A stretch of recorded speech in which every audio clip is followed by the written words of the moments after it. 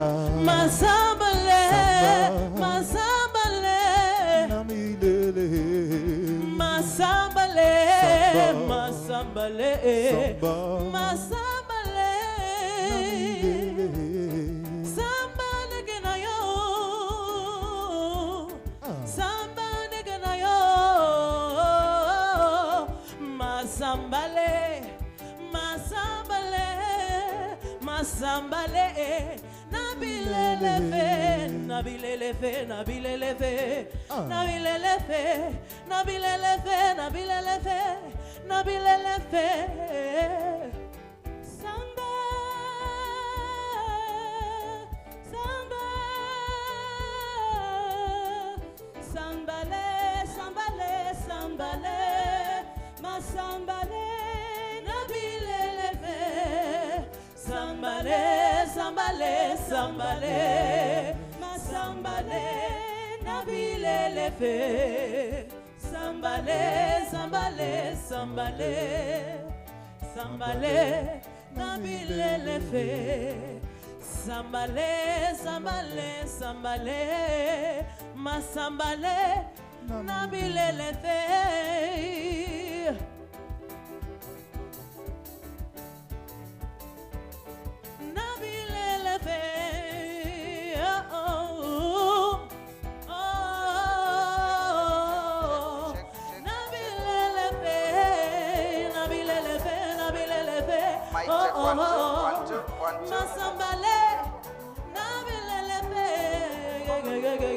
Check 1 2 1 2. Check on.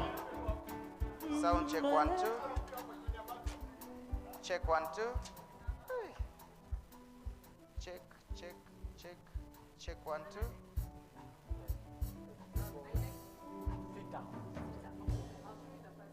Check 1 2 1 2. Hapa mkono. Check 1 2 1 2. Check 2 check 2. Kwa chini kabisa. Check 2. Ah.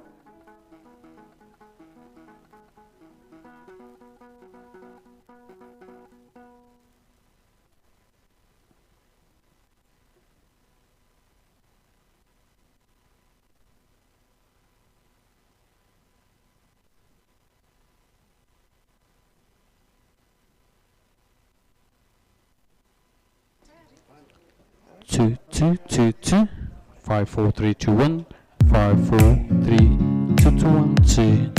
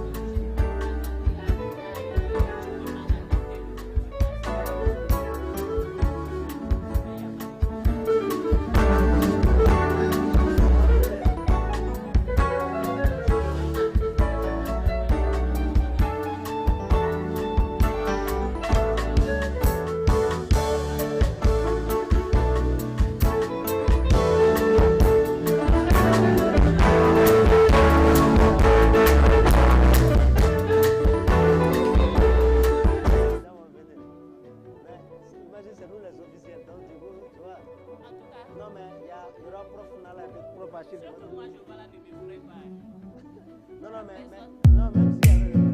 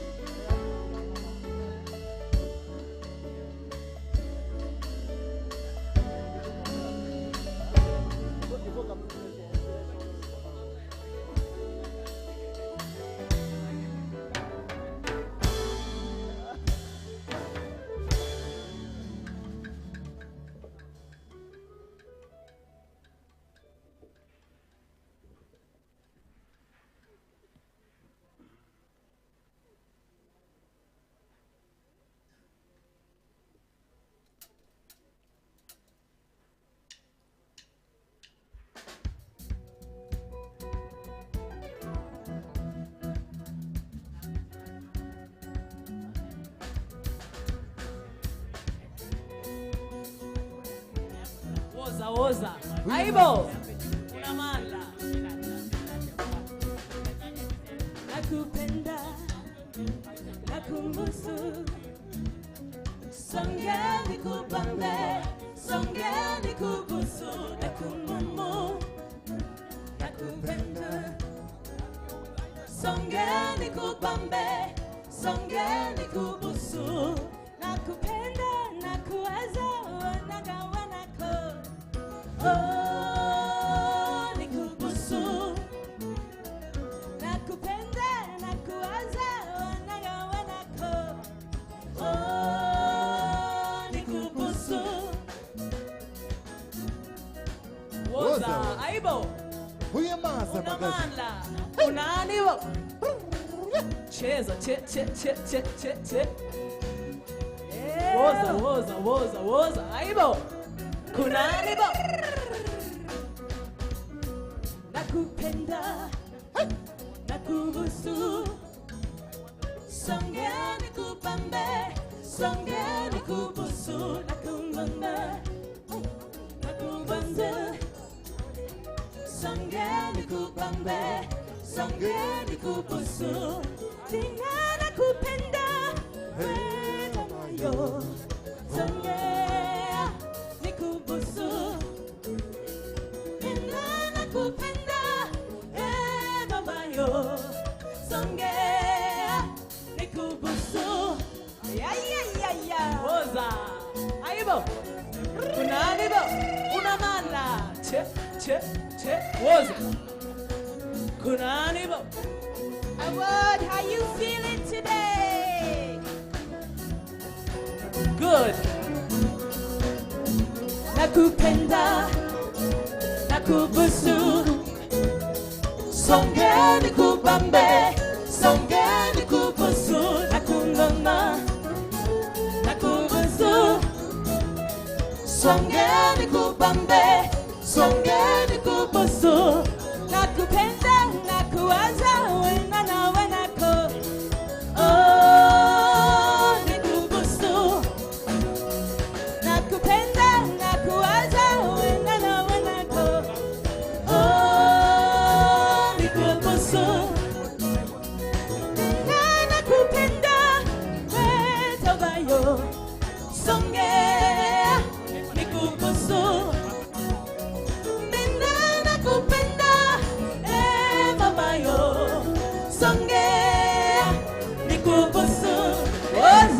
Aibo, unamanda woza.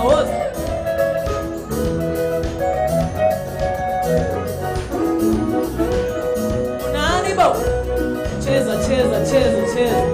Woza.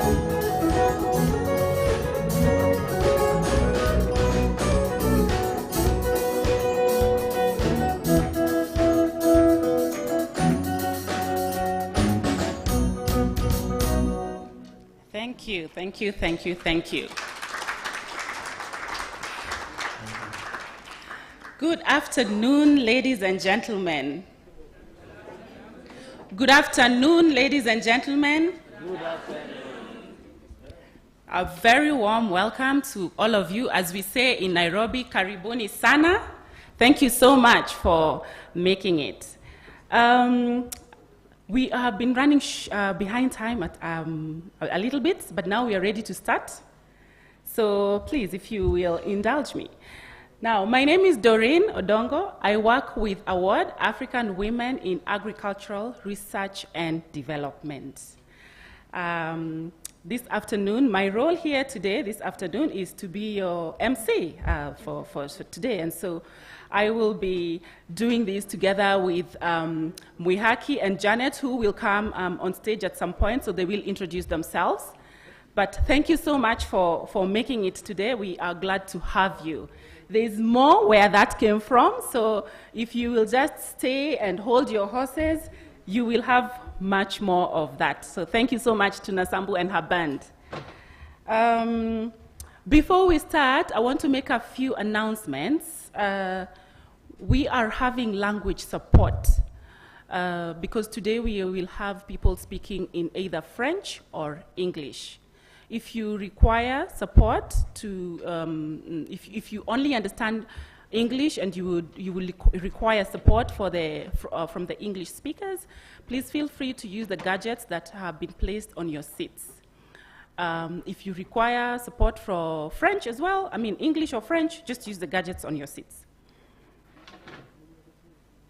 The event is streaming live on YouTube, so please beware. We are streaming live on YouTube. You can share with your friends, share with your networks, so that the people who are not able to join us physically today can follow from wherever they are. We also have media coverage, so in addition to the live streaming, we are taking photographs, we are taking videos. We placed signage at the entrance. Maybe if you didn't see it, I will just mention here that we are taking photographs, we are documenting the event through photography and videography, as well as the live streaming. So if you do not want to appear on any photos, please feel free to reach out to any of us or any of the award staff, and we will take note of that. We have the restrooms to my left, which is to your right. You can feel free to use the rooms should you need to. We have a cocktail at the end of this. We are inviting all of you to a cocktail reception. at a location that I will describe once we finish. It's somewhere right when you exit this building, using the entrance on this side, on the left, not right. So we'll describe in detail the specific location. All right, so without further ado, I'd like to give an overview of the program today. I think some of you have the program, you have the run of the program today, and I want to just briefly describe how the show is going to run today. We will have some welcome remarks from our director, Dr. Susan Karia, and the chair of our board, Professor Latif Sani, who will be joining us virtually, as well as remarks from the Director General of ICRAF, Dr. Tony Simons, who will also be giving the remarks virtually. After the welcome remarks, we'll go right into the purpose of today. And someone said that no story lives unless someone wants to listen. And so for me, it is such a joy and such a pleasure that you're here today to make our stories come alive, because you're here to listen to our story. And so I think we can go directly into Susan's remarks so that we don't keep you waiting. We have exciting stories for you. And so I'd like to welcome Dr. Susan Karia, the Director of Award.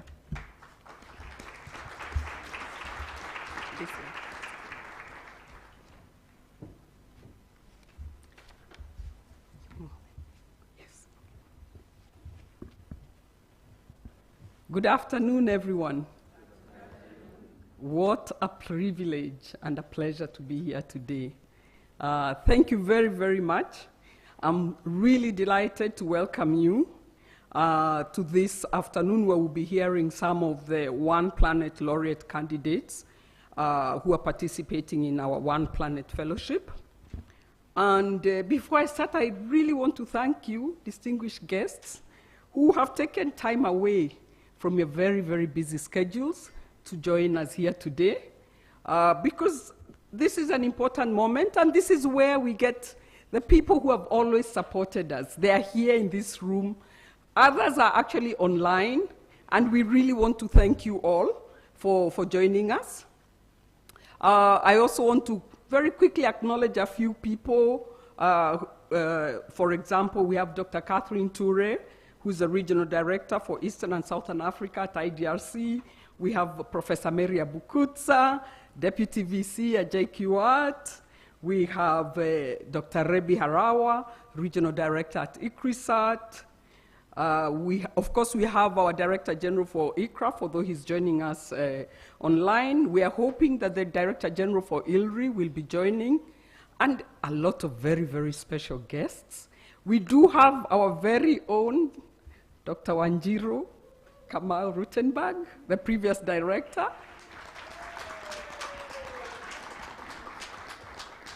So thank you so much. So let me first begin by telling you who these laureate candidates we are celebrating here today, or whose stories we are going to hear today are.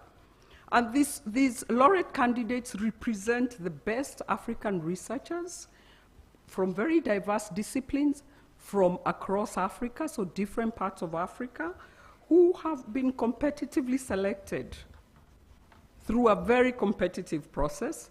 But what's really important is they all share a common passion through their research, helping smallholder men and women farmers to transform Africa's food security, but also closing the gender gap in agriculture. The One Planet Fellowship is one of our career development programs that targets African researchers who are working on climate change. We also would like to give a special thank you to our donors, the Bill and Melinda Gates Foundation, the PNB Paribas Foundation, the European Union, and of course, Canada's International Development Research Center, IDRC. So the One Planet Fellowship was launched in 2019, and to date we have 130 One Planet Laureate candidates from 14 African countries, both covering, it's one of our fellowships where we've been able to bridge the Anglophone and Francophone. So we really are very Pan-African. And it was, the One Planet Fellowship was inspired by awards flagship fellowship that was really developed to empower African women researchers. The flagship award fellowship has benefited about 1,576 individuals. About 600 or more are the fellows. The fellows also have mentors. It's also benefited about almost 600 mentors. And the fellow also has mentees. So it's also benefited 415 fellows mentees coming from more than 37 African countries.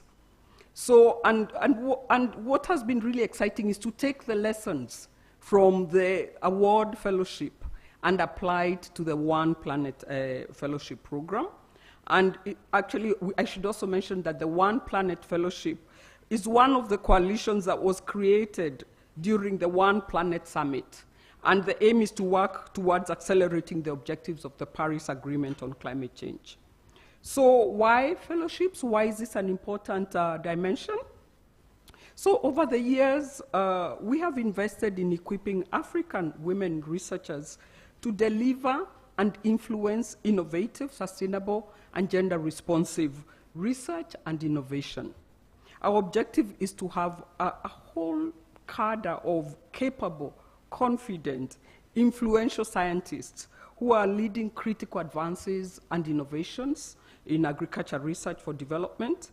And we are committed to supporting the continent to benefit from the talents and innovations of both female and male scientists.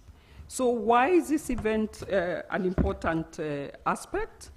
So what has been happening over the last 7 weeks, 30 laureate candidates from the 3 cohorts of the One Planet Fellowship have been participating in an immersive training. The training has been on conceptualizing, crafting, and telling their own personalized narratives about their research, about their work, about how they hope their work will influence and address the climate challenges of the future. We know, of course, and this is also part of what we want to really demonstrate, that Africa has no shortage of talent. There are men and women African researchers who are doing groundbreaking research, and we want to change the narrative. We want their stories out there. We want their stories told in their own voices. And our motivation is to support them to connect, to communicate, and to be convincing, to convince decision makers and stakeholders that we too have a role to play and we too can contribute to agriculture development. So we also want to provide a platform for cross-learning. We want to spotlight our own homegrown solutions to Africa's ARD sector and to showcase the African talent, what we are developing and what we are capable of doing in terms of transforming African food systems. So as a ward and as part of the One Planet Fellowship, we are committed to fostering intergenerational learning. And we are doing this through the mentoring model that we've talked about, where we have the mentee, who is an upcoming career professional, we have the fellow, and then we have a mentor. So really passing this knowledge across generations. And we hope that by telling these stories differently, these researchers are going to really inspire the next generation of climate change scientists. We are also committed to pushing diversity and inclusivity agenda in agriculture research and development. And we are confident that enhancing the capacities and confidence of our laureate candidates and other award fellows as well, we are on the right path towards the direction. So finally, I would like to thank you all for honoring our invitation. We are very, very pleased. We know that you not only share our vision of a vibrant, inclusive, equitable agriculture sector, which is linked to agriculture institutions such as universities, ARD institutions, but also strongly supporting our mission of strengthening the capacities of the ARD institutions so that we can foster innovations that respond to the needs and demands of African women and men smallholders. We hope that as you leave here today, you will have learned something new on the different ways African researchers are supporting smallholders to improve their productivity, but also to deal with the climate change challenges. We will also be publishing all 30 stories soon, and we will be engaging different stakeholders through the media to talk about that. So thank you very much, and thank you. So, thank you very much. I will be inviting our chair of the steering committee to say a few words. But before I do that, I wanted to invite Wanjiro. Come and say hello. Just 1 minute. You know, once you're in a ward, you never leave. Huh? I was told to say hello. Hello. No, it is such an honor, such a joy, such a pleasure to be here with you, to see faces that were part of the very beginnings of this journey and faces that have joined the journey along the way. I see you, Marie Rariera, sitting next to Moses, so many friends who've just been part of this journey with us all along. I am so honored to be invited back and to get to sit with my big sister. I'm so excited for what you're doing with this organization. It is such tremendous work. And to the award team, the trainers, we've kept it going! Yay! Thank you. Thank you, Angelo. Thank you so much. I was hoping that the DG for IRI who had confirmed would be here, but I don't see him. No, not yet. Okay. So now it is my pleasure to invite the chair of the steering committee, Professor Sani Latif. He's not able to join us physically. We know he's with us. And it is my pleasure to welcome him to make his remarks.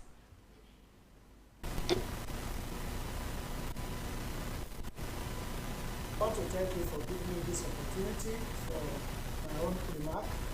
On behalf of the Steering Committee of Award, I want to congratulate Dr. Susan Kai for her new appointment of joining us in award as my director. And I pray to God to be with her and to make her to excel along with the family of award. Two, I want to thank our donors for this great event, and also thank the staff of our work, especially for the contribution that we've all made during the pandemic COVID-19, and we are still making. Now we can talk of both factual training and physical training. That's a plus to us. Ladies and gentlemen, dear participants, this opportunity of storytelling and linking it to climate change and some other agricultural solutions for sustainable development in Africa is very important. We are 150, but you know that we have other millions of youth, early career scientists that are looking for this opportunity. So I want to urge you to please pay attentive action and make sure you contribute actively. Two, use the opportunity to increase your people and network skills. This is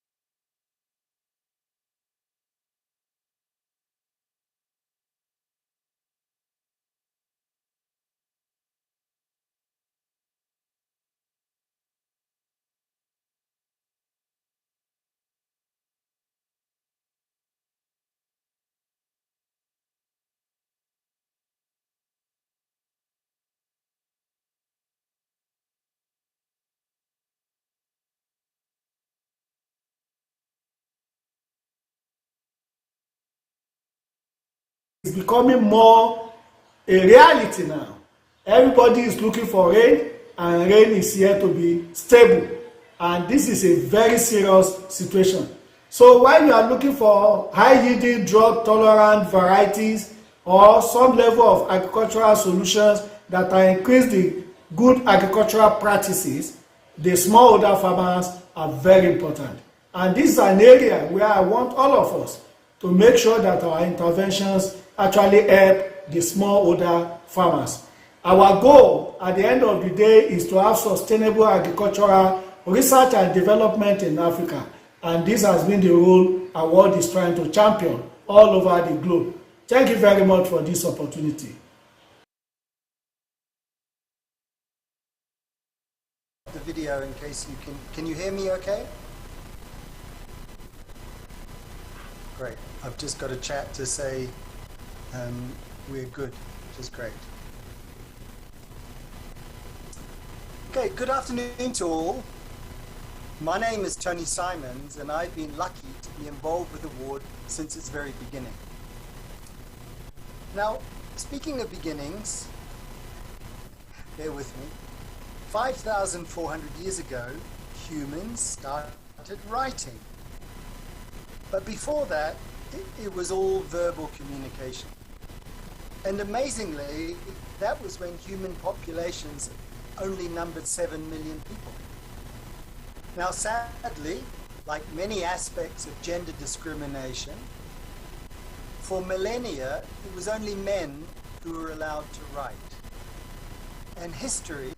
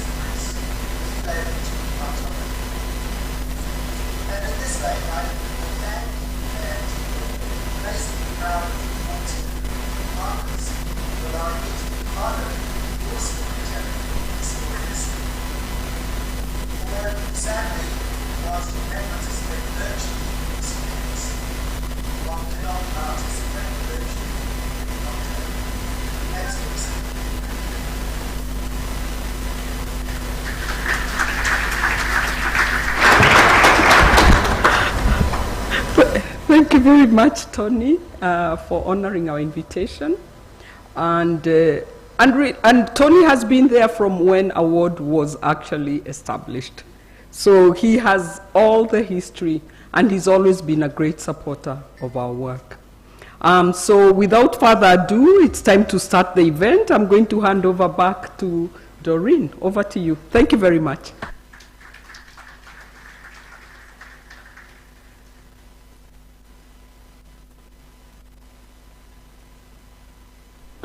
Thank you, Susan. Tony couldn't have said it better. We don't just need storytellers, we need story listeners, story sharers, and story amplifiers. Thank you so much. We are very grateful, but we already have story listeners, we already have story sharers, and story amplifiers. And so now is the time to listen in to their stories. This is an afternoon of inspiring stories of African agriculture. You will be the judge of how inspired you will be. And so I'm going to invite Moihaki, who is then going to introduce our storytellers of the day.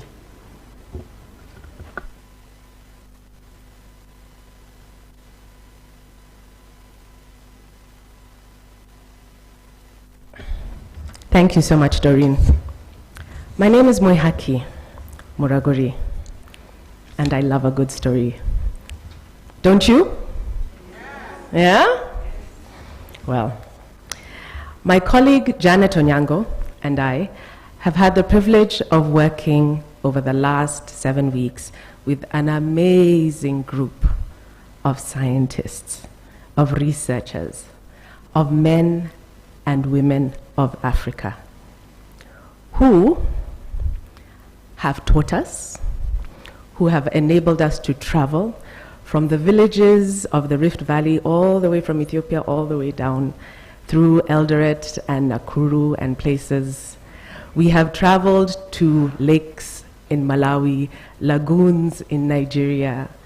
We have seen this, our continent, through their eyes. And for that, I must say, we thank you for the privilege, for the honor of allowing us to be the midwives of the stories. So as you were saying, they're story listeners, me, I'm a story shaper. Yes. And I love to work with individuals to help bring their stories to life. For the one thing that threads all of us humans together, we all have a story. Sometimes, however, we are not too eager to share our personal stories. And I can tell you, my scientists are the least eager because their ability to speak has been hard-won through their PhDs, through their dissertations, through their peer-reviewed journals.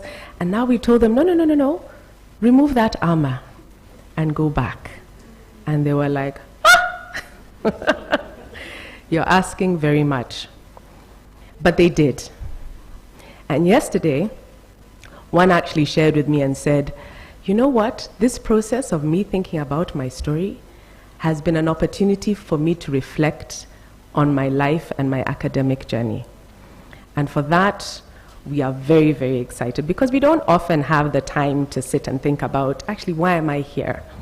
And one of the things that we did was ask them, start with the why. Our first speaker this evening, our first storyteller, is a hard left brain thinker. When we first met and were having our session together, she said, seriously?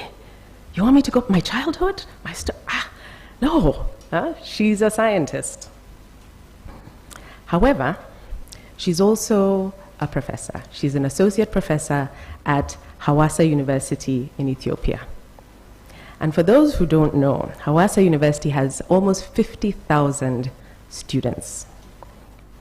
And when you hear Dr. Meseret Tesema Terfa's story, you will be happy for those 50,000, for they have access to a professor who's passionate about the next generation. Dr. Meseret, welcome.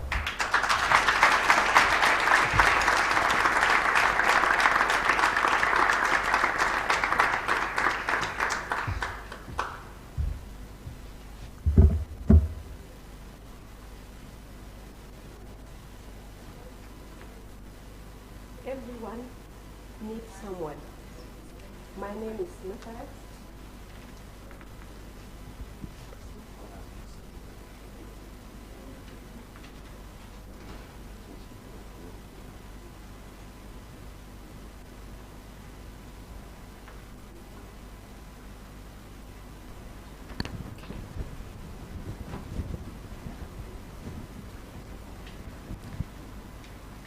Can you hear me now? Yes. Thank you. Everyone needs someone. My name is Meseret. Here is my story. I grew up in Ethiopia in a family of 7. I have 3 sisters and a brother. I am the eldest of my family. So with that, I always knew the responsibilities I bear. I was tasked to be a role model to my younger siblings. I was a caregiver. I was also have to honor my family, to make my family proud. You see, my family, especially my father, he is someone who believes in determination, hard work, exploring your destiny, when even someone tells you not to do, that someone tells you you can't do. He is someone who shaped my core, my guiding principle. He is someone who loves and dedicates his time to his job. He has this principal belief in science. When I was a kid, I remember I never had maybe 1 and 2 those fairy tale books. He used to buy me a lot of science books. So I used to read those books. That's when my journey of loving the story of science started. I enjoyed those books. They were my initiation. At my younger age, at my early school age, I was in the classroom, a kid who annoys her teacher, questioning a lot of questions, very annoying. Some of them are relevant, some of them are not. But still, I always question. I remember I always annoy my maths teacher. I was in grade 4 or 5. He always wants to sit down. I never sat down. I went back home and asked my father why he did that. And he told me, you go, do whatever you like. That's when I believed in myself, because my father he had this conviction, he believed in me that I would become a scientist someday. That journey continued through my high school years. I was very good at science. I was a public debater. But when I passed my university examination, I wanted to learn medicine. I want to be a doctor, want to heal people. But I was rather assigned to study agriculture. So that was the biggest disappointment I ever felt. That actually, I almost fell apart. It shook me, it shook my core. But I kept thinking, I remember, yeah, I wanted to be a doctor, but still, the passion I had for science kept me going, that I can also be agriculture scientist, that science is not limited to certain fields. It is a state of mind, that every young African across this continent is believed in, wants to go out and explore. So with that state of mind, I went to university. My university stay was rather very fun and enjoyable. I was becoming independent, yet exploring my destiny as agriculture student. My 4 years actually shaped my understanding and also interest in crop science. So that's when I actually decided to pursue my graduate and PhD studies, and then I finished my PhD study and I went back to university to continue to learn and also educate. So presently, I teach crop science to university students. They remind me of my younger self. They are hungry to learn, to go out to the world, to do research, to become scientists. I'm passionate about them. I'm passionate to teach them, to equip next generation. But also, their humbleness grounds me, that it reminds me what my father told me, that core principle, that I have to believe in them so that they believe in themselves. I do that in everyday advisorship, everyday supervision I do with them. So the reason I do what I do is I want to use science to help solve agriculture problems. I want to use science health climate change impacts in Africa. I do research in crop adaptation to climate change. I develop tools, I develop methods and the techniques that our farmers will utilize them. Or inform them to make decisions. But I always keep reminded that that young child, that still there are lots of things we have to do. Collectively, as African agriculture scientists, we have been told over and over again that African agriculture is backward, it is failed, that solutions should come from somewhere else, that someone should come and solve our problem. But I believe in African agriculture scientists that we are able, we are here to change the story, that we are more than capable to innovate and create new technology for African farmers. So, scientists like my fellow One Planet Laureates here are here because awards and so many others believe in us that we can be change agents, we can be lead scientists, we can be lead researchers, we can write our story so that we can go and solve our problem. And I believe that African agriculture scientists are ready now to take the baton, to go back and do the work. And this brings me back to the beginning of my story. Everyone needs someone to believe in them. Will you be that someone? Someone who wants to believe someone so that they can go change African agriculture system, so that they build climate resilient tools and technologies that our farmers will utilize, that build knowledge base that informs our policy and the decision makers, that you will go equip and teach next generation Africans. I implore to you, will you be that someone to invest on these young Africans? Will you be those Africans who go want to do the work? So this is my last message, that let's go do the work. Let's make Africa proud. Thank you for listening to me.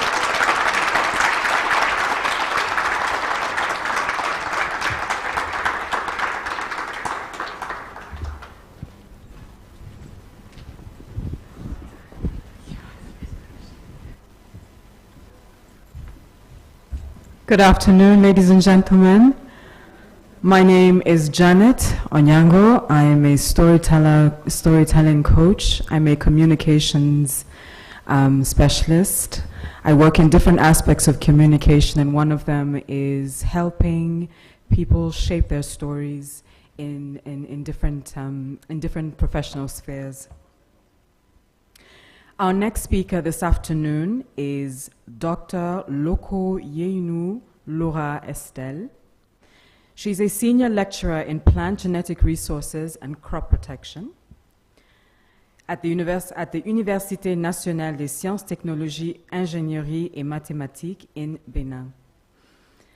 She knows firsthand the dangers of chemical pesticides in food products, and she's extremely passionate about finding alternatives to these dangerous products. Please put your hands together and welcome Dr. Laura Estelle.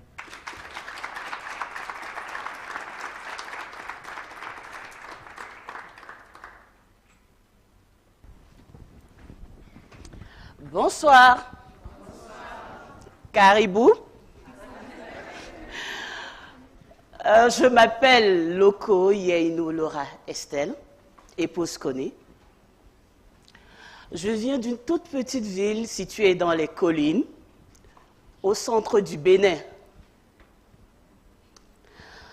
Quand je remonte à mon enfance, je vois une petite fille heureuse, curieuse, enjouée, s'amusant en pleine nature, au cœur de la forêt équatoriale, dans la petite ville de Kribi au Cameroun. Rien ne me prédestinait à ma fonction d'enseignante-chercheur. En effet, mon père, un homme aimant, il était rebobinier. Il arrangeait les moteurs des machines industrielles. Et ma mère, qui était ménagère, mais de temps en temps, elle devenait commerçante. Mon premier contact avec le monde paysan s'est fait lors de ma première année de thèse en 2011. Et dans mes travaux, j'ai parcouru 136 villages à travers le Bénin. Et j'ai été choquée par un fait, c'était l'importance des dégâts post-récolte dans les greniers paysans.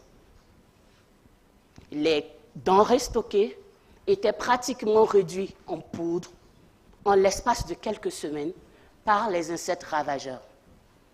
En 2022, actuellement, la situation n'est pas plus reluisante qu'elle était en 2011, avec l'impact des changements climatiques qui favorisent la prolifération des insectes ravageurs. Nous sommes toujours confrontés, quand je dis nous, je parle des producteurs et moi, confrontés aux attaques des ravageurs dans les stocks. Mon engagement de contribuer à la résolution de ce problème a été prise quelques semaines après ces enquêtes parce qu'il y avait eu, dans le nord du Bénin, précisément dans une petite ville appelée Djougou, des cas de décès d'une famille entière. 8 personnes sur 10 étaient décédées et cela était dû à une intoxication alimentaire liée à la consommation de pâtes de cosette d'igname traitées avec des insecticides chimiques. Dans les contrées, les populations font face à cette dure réalité, mais n'ont pas du tout d'alternative si ce n'est l'utilisation de pesticides chimiques de synthèse, souvent prédestinés à d'autres cultures, obsolètes ou hautement toxiques. Je me suis donc engagée à trouver des solutions alternatives pour lutter contre ces ravageurs. Et j'ai préconisé la lutte biologique. Mais ce qui est le plus touchant dans cette histoire, c'est que ce cas de décès aurait pu être moi et ma famille parce que j'en raffole des pâtes de cosette d'igname. Mais ça aurait aussi pu être vous. Vous vous posez bien la question comment? Mais ces produits sont fortement commercialisés et se retrouvent dans nos assiettes. Nous sommes donc tous concernés. Pour lutter contre les insectes ravageurs, j'utilise cette nature qui m'a longtemps fascinée dans mon enfance. Quand vous observez la nature, vous observez les insectes ravageurs, vous allez vous rendre compte qu'il y a des ennemis naturels, que j'aime bien appeler les amis des agriculteurs. Ça peut être des micro-organismes invisibles à l'œil nu qui causent des maladies à ces insectes ravageurs. Ça peut également être d'autres insectes animaux qui consomment ces ravageurs ou bien qui s'y développent. Donc mes travaux à moi consistent à trouver des stratégies optimales pour leur utilisation dans la gestion des ravageurs et des ravageurs des cultures et des denrées stockées. Aujourd'hui, j'aimerais que nous soyons tous des ambassadeurs. Mais des ambassadeurs de quoi? D'une agriculture biologique et durable. Pour cela, chacun de nous ici présents devrait commencer à sensibiliser les producteurs sur l'utilisation abusive des insecticides chimiques de synthèse. Mais surtout, œuvrons tous pour rendre disponibles, accessibles, à moins de coûts, ces produits biologiques, ces pesticides biologiques aux petits producteurs. Merci.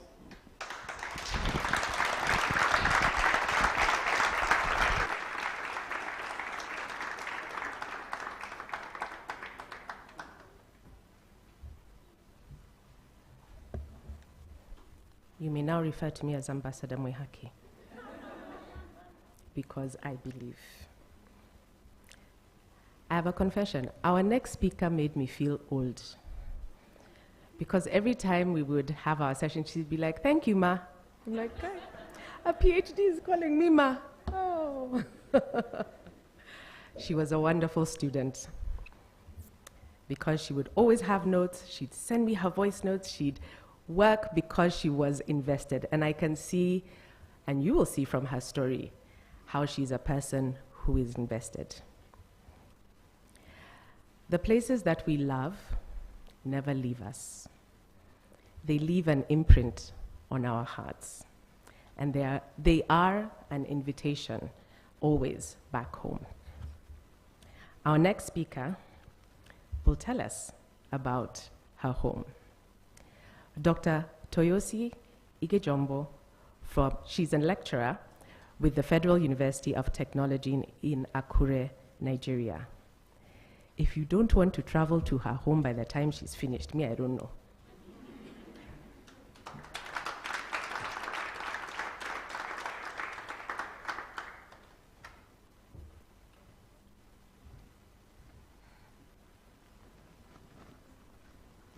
Oceans, water, life. Have you ever imagined the importance of ocean to human existence?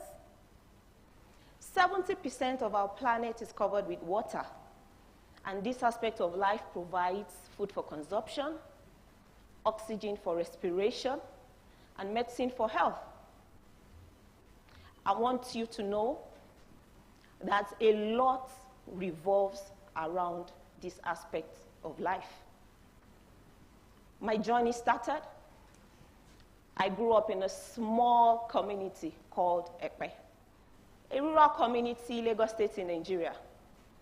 Ekpe, though small and rural, is well known on the map of the country and of the world as a collection point for its export for fishes, because Ekpe Lagoon is well known for a variety of seafoods. So many beautiful seafoods. The list is endless. I enjoyed childhood there because whenever I came back from school, I ran home to snacks prepared by my mom, like there's something we call shawagbe or fried crabs. And my mom is a good cook, trust me on that. She would cook egusi jebu for us with very big crabs. They were very yummy, seriously. And on weekends, my dad would take us out to the banks of the lagoon and adjoining beaches like the Bar Beach and Lakapan Tropicana, just to appreciate the beauty of nature and enjoy the serenity. Whenever we had visitors to come around, the highlight of entertainment was preparing delicacies of seafoods for them because they knew Ekpe was a home of fishes. And I loved following my mom to the market to purchase those fishes. At the market, most of the women that we meet were very hardworking. You see some of them even going offshore to fish. We see some women carrying their babies, their toddlers, breastfeeding them by the smoke all day and night to smoke the fishes. Some of them were hawking. They were the major occupants of the market. Growing up in Ekpe was so much fun. But I couldn't stay home forever, so I had to go study at the university. And I was offered the course Animal Science and Fisheries Management against my choice. Interesting. I want you to know it's funny how we find destiny in life when we allow the wind of change to carry us. I found destiny and purpose for something that I actually didn't want to do initially. And I was so happy. I had all the energy. I had all the vibe. I was actually finding my stay in life. I studied through my first and second degrees as a fishery scientist. And while I was working on my PhD, I struggled to get into the academia. At that point, some backlashes came at me. Like, she's a woman, and we don't need her here. I was like, excuse you? I heard words like, she doesn't even have the tenacity to pull this through. She's not an academic material.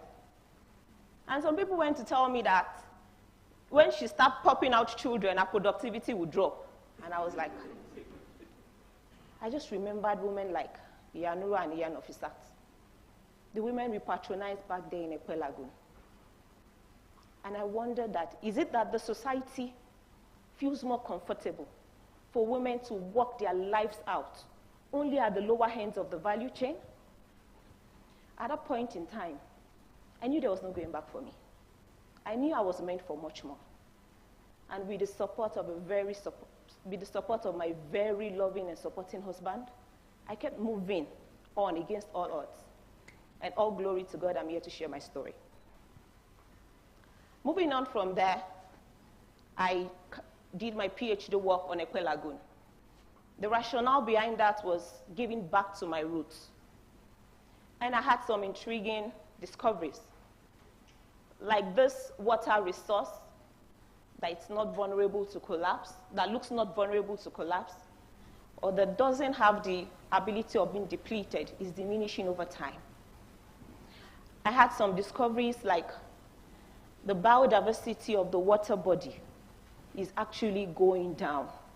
And the richness of Ekwe Lagoon that everybody knows Ekwe Lagoon for is actually reducing. And that the water parameters are changing, both physically and chemically, as a result of changing climate conditions and pollution. After my PhD, after such discoveries, as a researcher, there was an urge.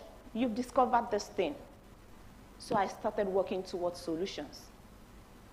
One of the solutions I worked on was reducing the influx of pollution into the water, most importantly, sewage.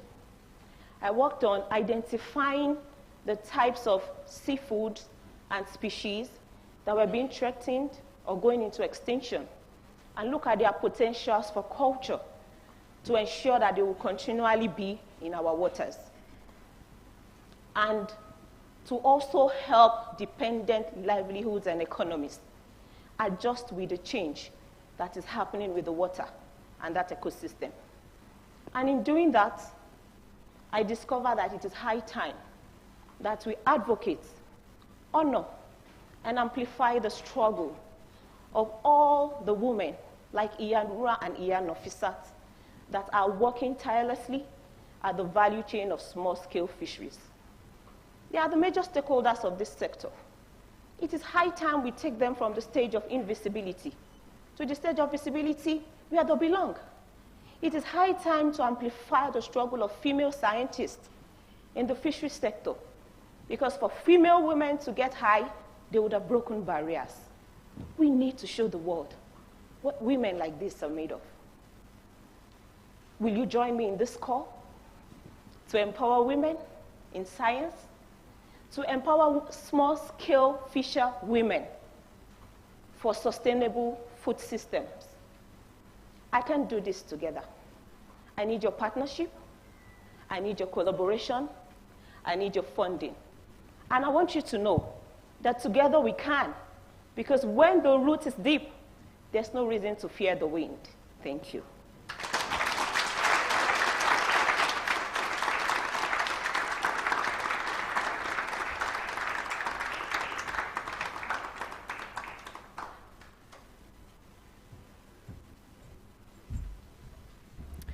Notre quatrième intervenant cet après-midi est un enseignant-chercheur à l'université de Ségou. Ses racines sont dans l'agriculture. Il est issu d'une famille productrice de coton.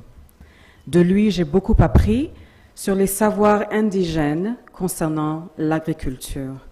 Dr Moussa Kanté, bienvenue sur scène.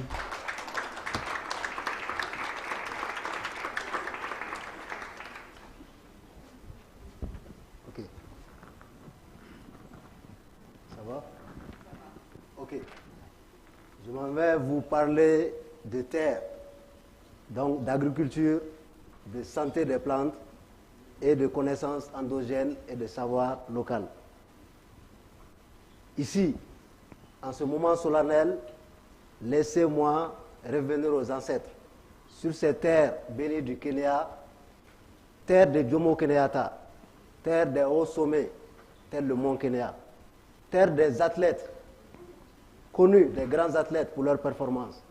Permettez-moi, en vos titres, grades, fonctions et qualités, de vous dire bonsoir.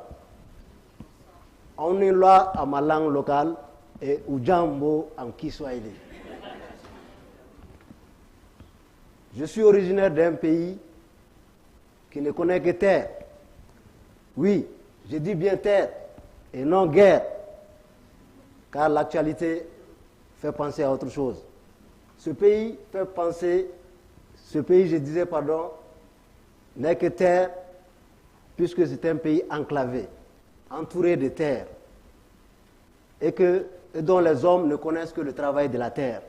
Et cela depuis le temps des terres cuites, avec des sites historiques au style architecturaux sahéliens, comme Djenné, Tombouctou. Ce pays, terre historiquement agricole, est traversé par 2 fleuves, les plus grands d'Afrique de l'Ouest, le fleuve Sénégal et le fleuve Niger.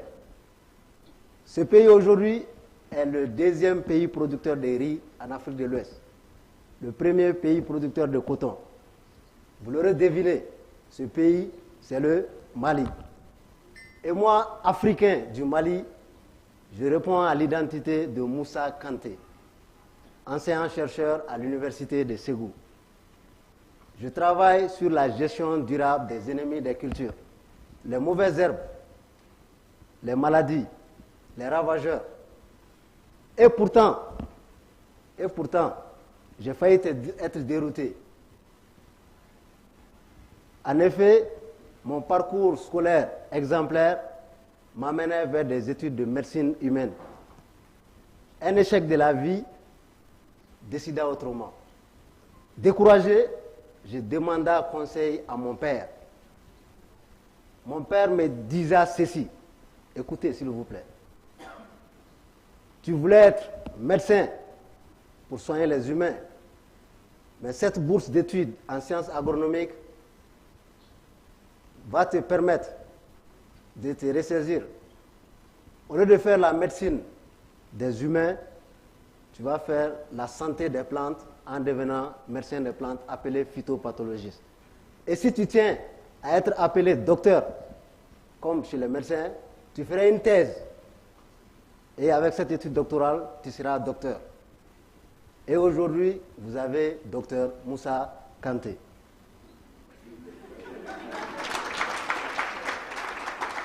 Cette histoire, pourquoi je vous la conte? J'ai dit de revenir aux ancêtres. Restons nous-mêmes dans ce monde ouvert, bien sûr. Revenons à nos racines. Et surtout, essayons de travailler en synergie. Collaborons.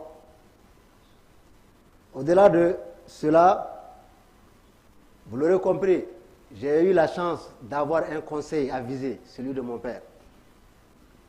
Comme ce père, les agriculteurs aujourd'hui, les femmes, les couches marginalisées ont besoin d'appui. De qui? Vous, ici dans cette salle, scientifiques, agriculteurs, hommes politiques, bailleurs de fonds, société civile. Et je sais que tous, ici, nous appartenons à des communautés. Et nous avons un but, c'est d'aider nos communautés à réussir. C'est d'aider nos sociétés à émerger. Nous avons tous cet idéal-là. Et l'Afrique que nous partageons en commun, même pour ceux qui ne sont pas africains, ils aident l'Afrique à se développer. Le rêve à nous tous, c'est de permettre à cette Afrique-là de nourrir l'Afrique et même le monde. Et pour ce faire, il faut aider les producteurs à travers les scientifiques que nous sommes, en finançant nos activités, en nous aidant. Ce père dont j'ai évoqué un moment, je l'ai dit, il m'a donné un conseil avisé, puisqu'il était agronome, ingénieur agronome. Il m'a beaucoup inspiré. Malien qu'il est, je l'ai vu en Côte d'Ivoire dans une exploitation agricole où il était responsable technique, où il travaillait dans la diversité africaine avec d'autres Africains de la Guinée, du Burkina, du Bénin, pour ne citer que ceux-là. Ensemble, ils faisaient face à des problèmes comme les coûts des intrants agricoles, les aléas du climat. Ces aléas-là, les inondations, les poches de sécheresse, la disparité des pluies ou l'irrégularité des pluies. Et surtout, le problème des ennemis des cultures. en parlant des ennemis des cultures, en grandissant, dans ma famille, grande productrice de coton au sud du Mali, j'ai remarqué, et également en travaillant récemment comme chercheur dans les périmètres rizicoles, que les producteurs, face à ces ennemis des cultures, comme un malade demandant à un médecin qu'est-ce qu'il doit me soigner, ces producteurs ne bénéficiaient que d'un premier conseil, c'était des pesticides, utiliser des pesticides. Et les pesticides, nous le savons, ils sont souvent coûteux pour ces petits producteurs-là, ils n'ont pas de moyens pour les acheter. Au-delà de ça, les pesticides sont source de pollution de l'environnement, des risques sanitaires pour les usagers, pour les consommateurs. Et au-delà de ça, contribuent au réchauffement de la couche de l'ozone, donc au changement climatique. Et pourtant, nous avons des solutions dans la nature, comme dans cet endroit aussi beau. Je remercie Awad de me faire découvrir ce Safari Park Hotel, où on ne pense qu'au naturel, à l'endogène, au savoir. En parlant de ça, nous avons des recettes locales. Recettes locales, bien sûr, je ne parle pas de l'eau bénite, ni des incantations des marabouts, mais plutôt des recettes à base de cendres, des recettes à base des espèces végétales, de chez nous, comme les nimes, le piment, l'acacia, le bananier, le papayer, entre autres. Mais bien sûr, il faut aider ces producteurs-là à savoir quelle est la bonne dose, comment les utiliser. Et c'est cela le rôle des scientifiques. Donc, nous partageons cet idéal. Et pour finir, je vais citer une dame, parce qu'il faut genrer, je suis un homme. Il s'agit de la Sud-Africaine Nkosazana Dlamini Zuma, ancienne présidente de la Commission de l'Union africaine, qui, je le cite, disait « L'Afrique a d'énormes potentiels qui peuvent non seulement lui permettre de se nourrir, d'éliminer la faim et l'insécurité alimentaire. Et ce potentiel, ce sont ces terres, l'eau, l'océan, ces hommes et ces femmes, c'est-à-dire vous et moi, son savoir-faire.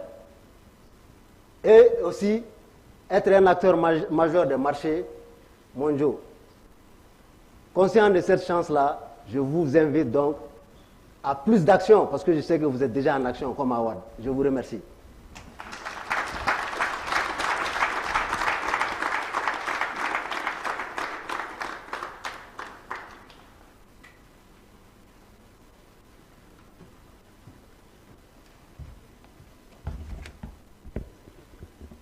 Those who tell stories rule the world. Do you agree? We have lots of rulers here ruling the world. Thank you very much, Musa. It's up to us. Now, the next item on the agenda features a performing artist that I deeply admire. And I don't think I'll do justice to her if I attempt to introduce her. So I'll let her introduce herself. Welcome, Sitawa.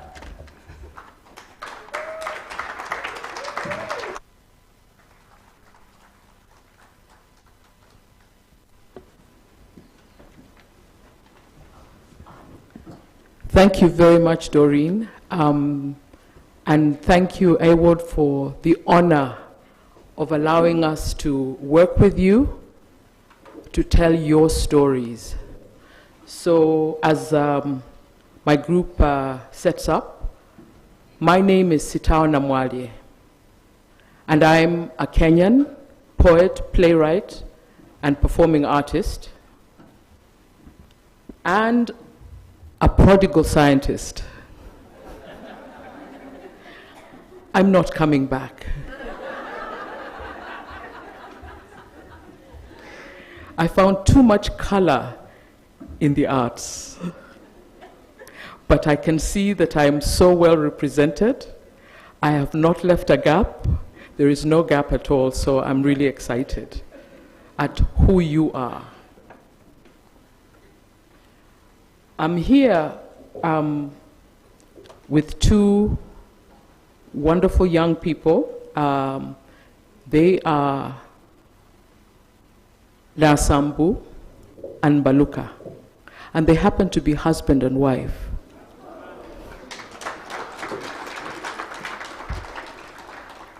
They're musicians, and they are here as part of Nasambu's band. It's not Mbaluka's band, it's Nasambu's band called Mystic Nomads. And this band has captivated audiences over 3 continents with its unique style of fusion, jazz, soul, pop, Latin, and African rhythms. And also, the band and Nasambu is able to sing in various languages, including English, Swahili, Luya, Spanish, and French. And the band is going to be playing for you as we proceed. I also wanted to introduce the instruments. You can see that we have some very interesting instruments, and I'd like you to know that these are classical African instruments. Please do not use that word traditional. They're classical African instruments. The work you're doing in sciences, we are doing in the arts. We're taking back our instruments and our culture. And I just want to mention them. Nasambu is holding Alitungu. In other languages, there are other languages, it's also called Anyatiti, in another Kenyan language, and I'm sure that it's familiar to many of you, and you've got your own name for it. We also have the djembe. We have the hosho, which is a Zimbabwean instrument. And we also have the guitar, which is a classical European instrument, accompanying African classical instruments. So, I'd like to thank you, first of all, for sharing your stories with us. Somebody told me something very profound. It is difficult to believe, I know, but I used to be very shy. I used to be painfully shy. I never used to share anything about myself. And somebody told me, your story doesn't belong to you. It belongs to that little girl, that little boy, that person out there asking the question, is it possible? Can I be a soil scientist?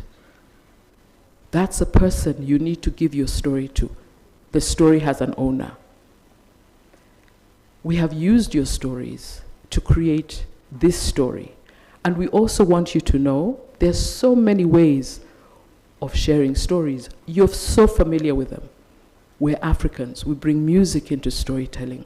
We bring dance and movement into storytelling. And I want to recognize, you will recognize your own words, and I thank you for allowing us to use them. I hope you enjoy yourselves. This story is called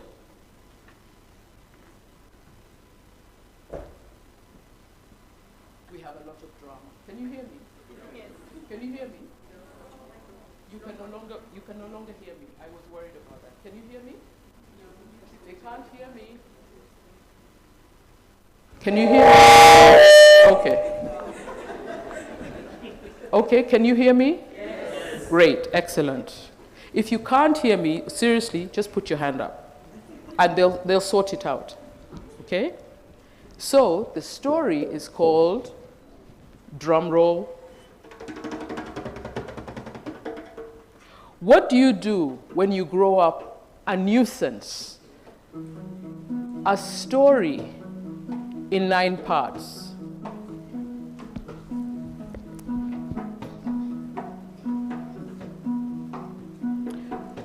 What do you do when you grow up a nuisance? What is a nuisance?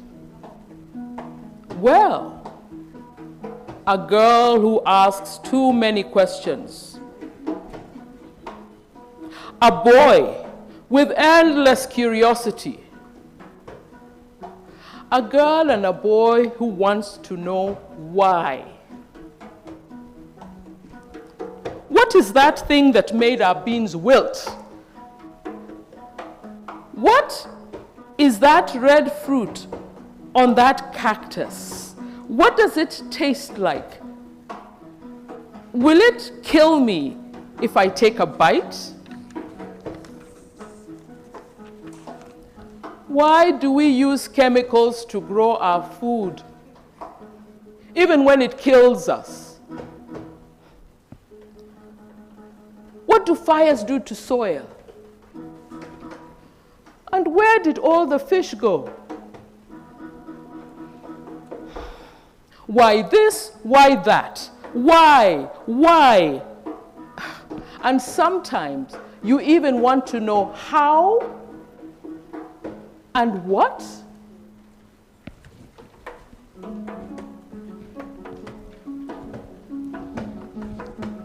Part 2.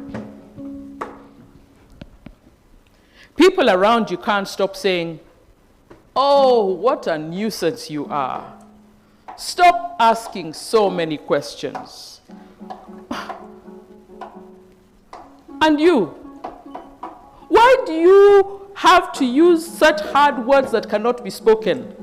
Ati sacrophostogofora, mastigofora, phytomastigophorea.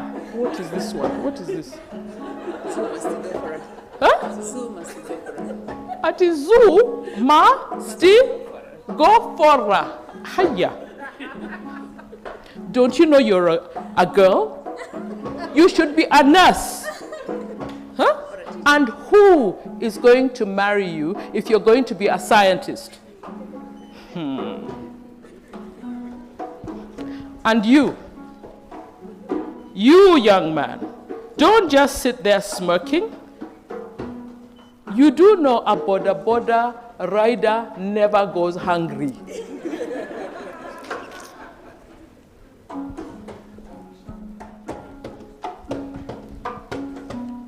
Part 3.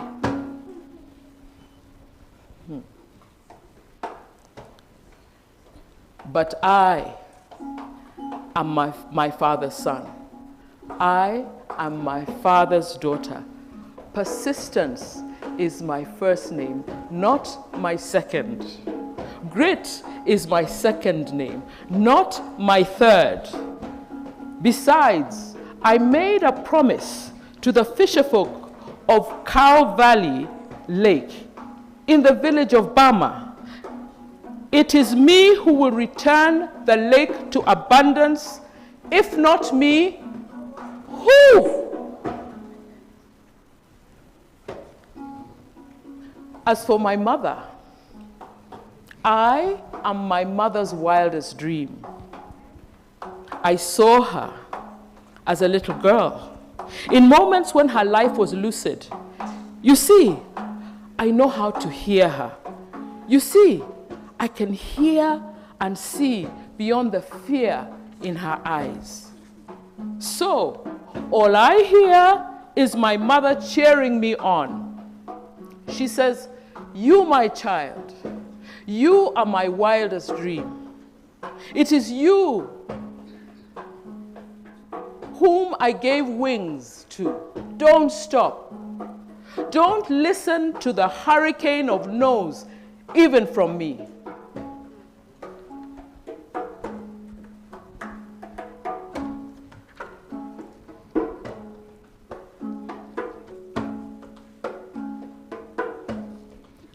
Part 4.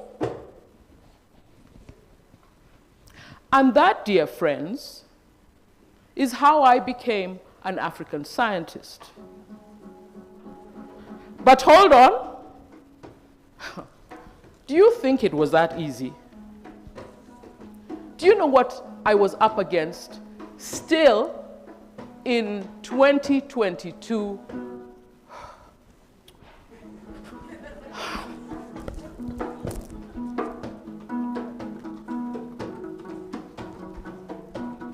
Part 5.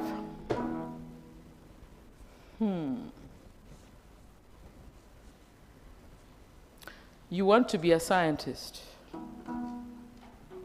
Ati, what kind of science do you do? Stand up, tell us. Forest management. Ati?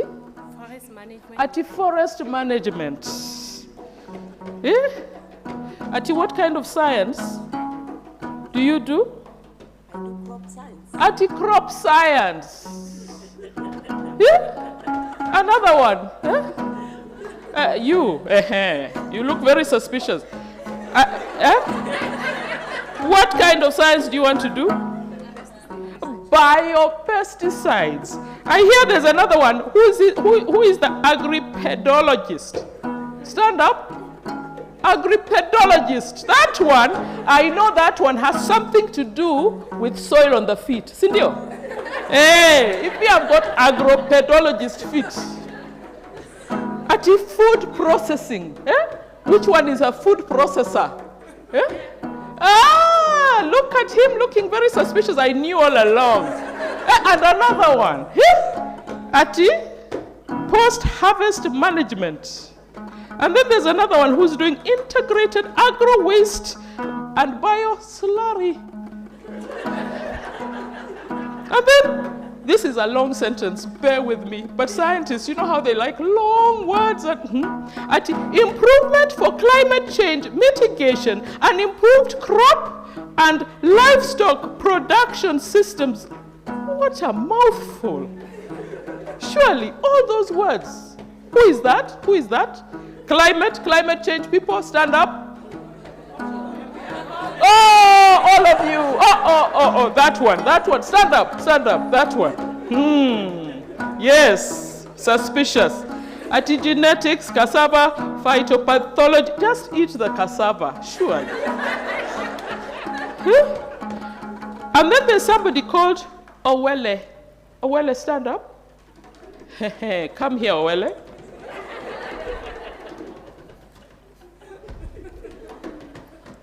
Then there's Olivia Amoso. Olivia, please. Rebecca Cherop. I know where you're sitting, Rebecca, so don't look at me like that. Come here. Come. We have to sort this issue out. Come.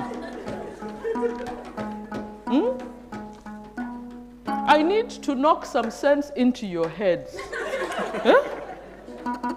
This is you have forgotten this is Africa. And you want to be scientists.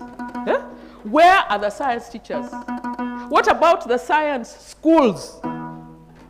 And then after CGU you have qualified, you got PhDs, you spent many years. Where are you going to practice? I'm going to give you some very good career advice. Science has limited opportunities in any African country. Sit down. I hope you are going to see sense. Go and sit down immediately.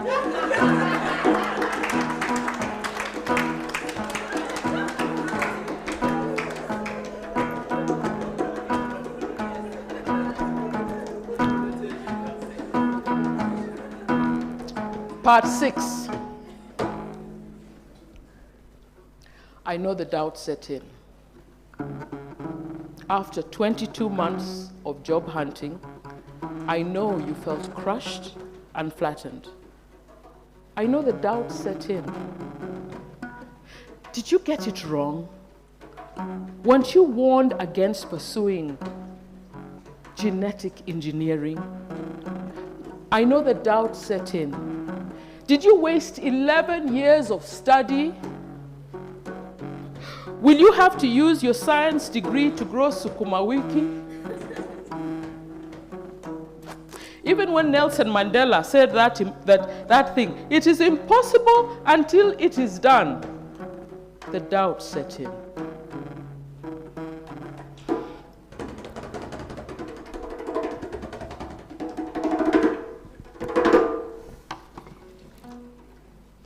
Part 7.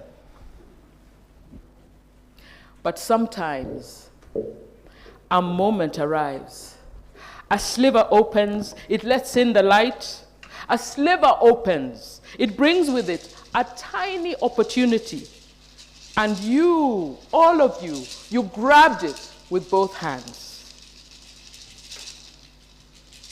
Yes? Did you grab it with both hands? Did you grab it with both hands? Yes. Absolutely. And years later, years from now, years when you're old and gray, you can tell your grandchildren that story, the story of how you made it, because you did. The story of how you invented that cure for beans, because you did. The story of how the lake became full of fish, because you did. The story of how you risked everything and found a whole new wonderful world, because I want you to say, because I did. Because? Absolutely.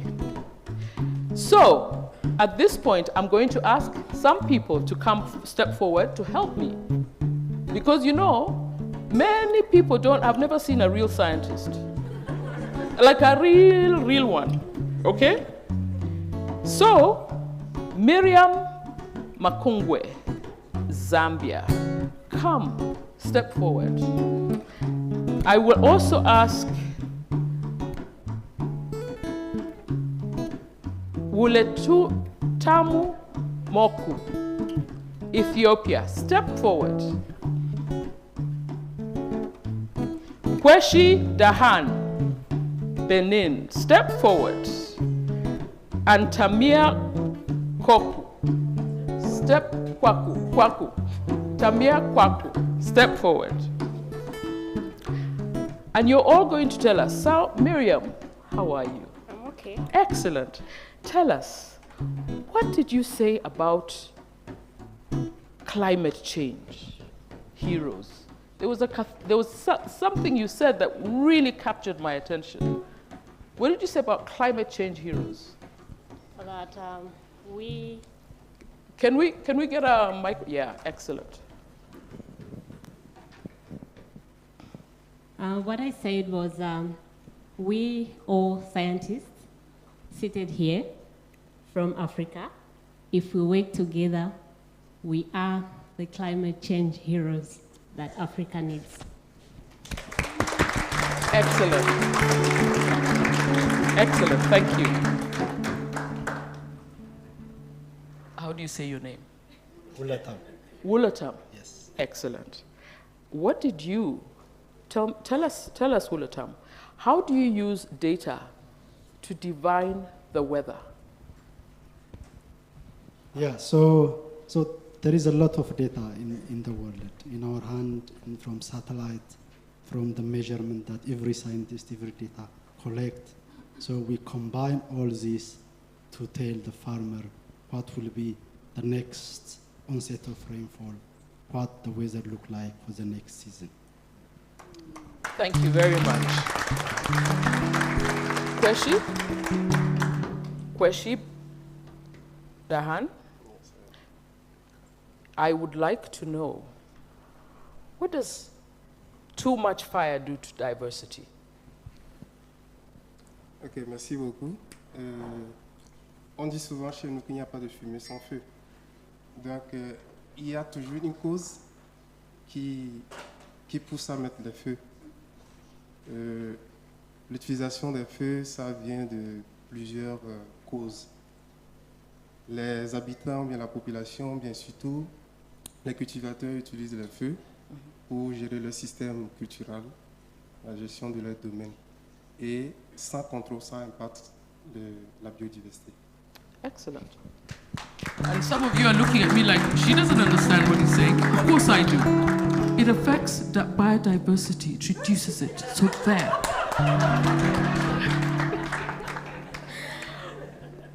Tamia, can you tell us about chocolate and biodiversity? I love chocolate.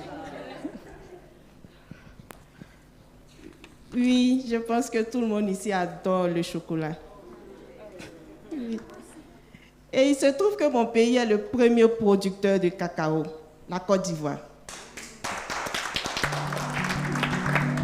Mais cette production de cacao réduit drastiquement notre couvert forestier.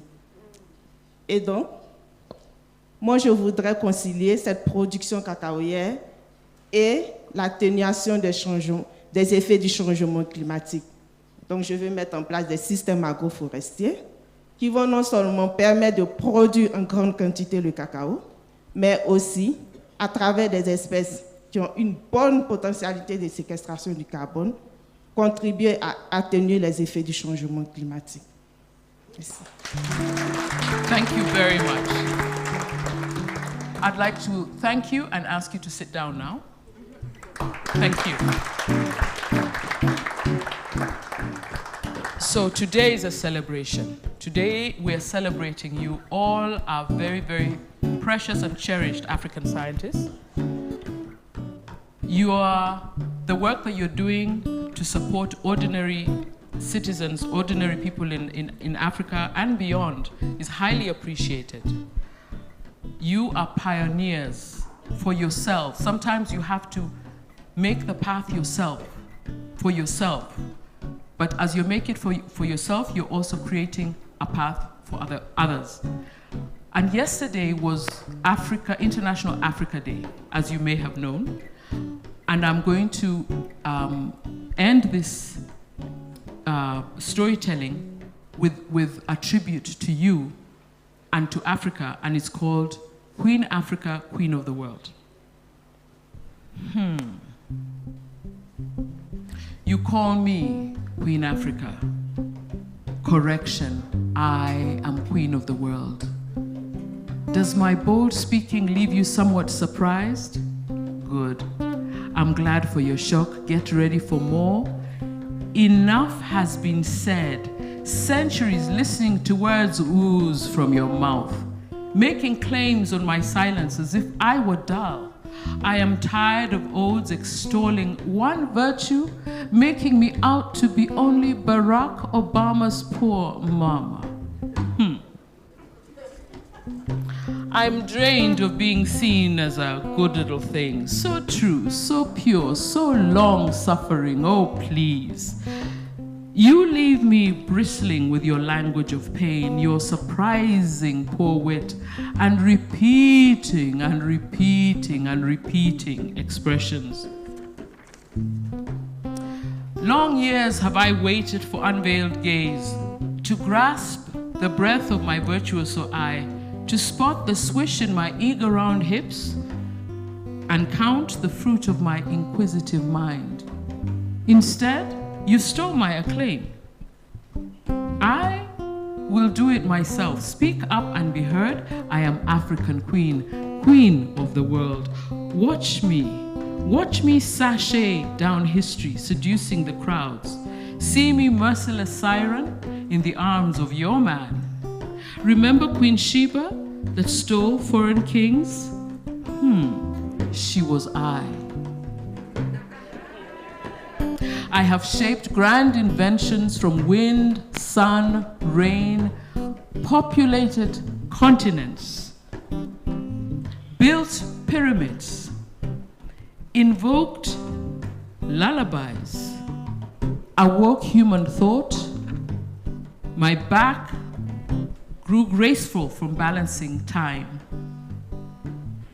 My neck long and firm. What can I not do? All hail Queen Africa, Queen of the World.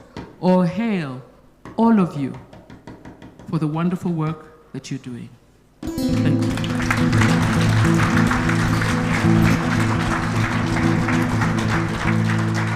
Thank you. I hand over to you now.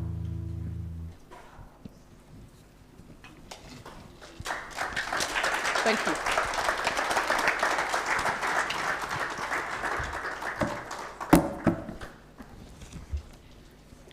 Wow. Or as we say in Kenya, wow. Spelled W-A-U-U. Yes. I am reminded again about the power of stories. Thank you so much, Sitawa. And your wonderful team for bringing alive the story of science in Africa. We still have some more storytellers. Our next storyteller, when we were having our sessions together, I'd just like if somebody can remove the chairs for us, please. Yeah. When we were having our sessions together, she shared a draft of her story. And then she was like, but I'm a scientist, I can't talk about that. And I said, why not? Will it be allowed? Is it okay? And so I want to share this quote, which I came across. In this universe and this existence, where we live with this duality of who we are, the stories that we tell ourselves are the stories that define the potentialities of our existence. We are the stories we tell ourselves. Shekhar Kapur. And so as you listen to Wangishi's story, please note that she's bringing her whole self and that essence of duality. Dr. Elizabeth Wangishi Jogona currently is a postdoctoral research fellow at the International Center for Genetic Engineering, known as the ICGEB. She's a plant molecular biologist in her second chapter. She will tell you more.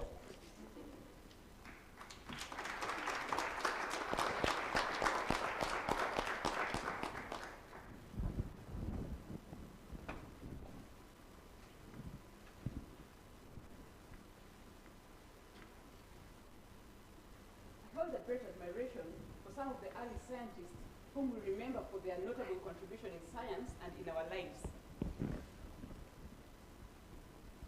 A couple of years ago,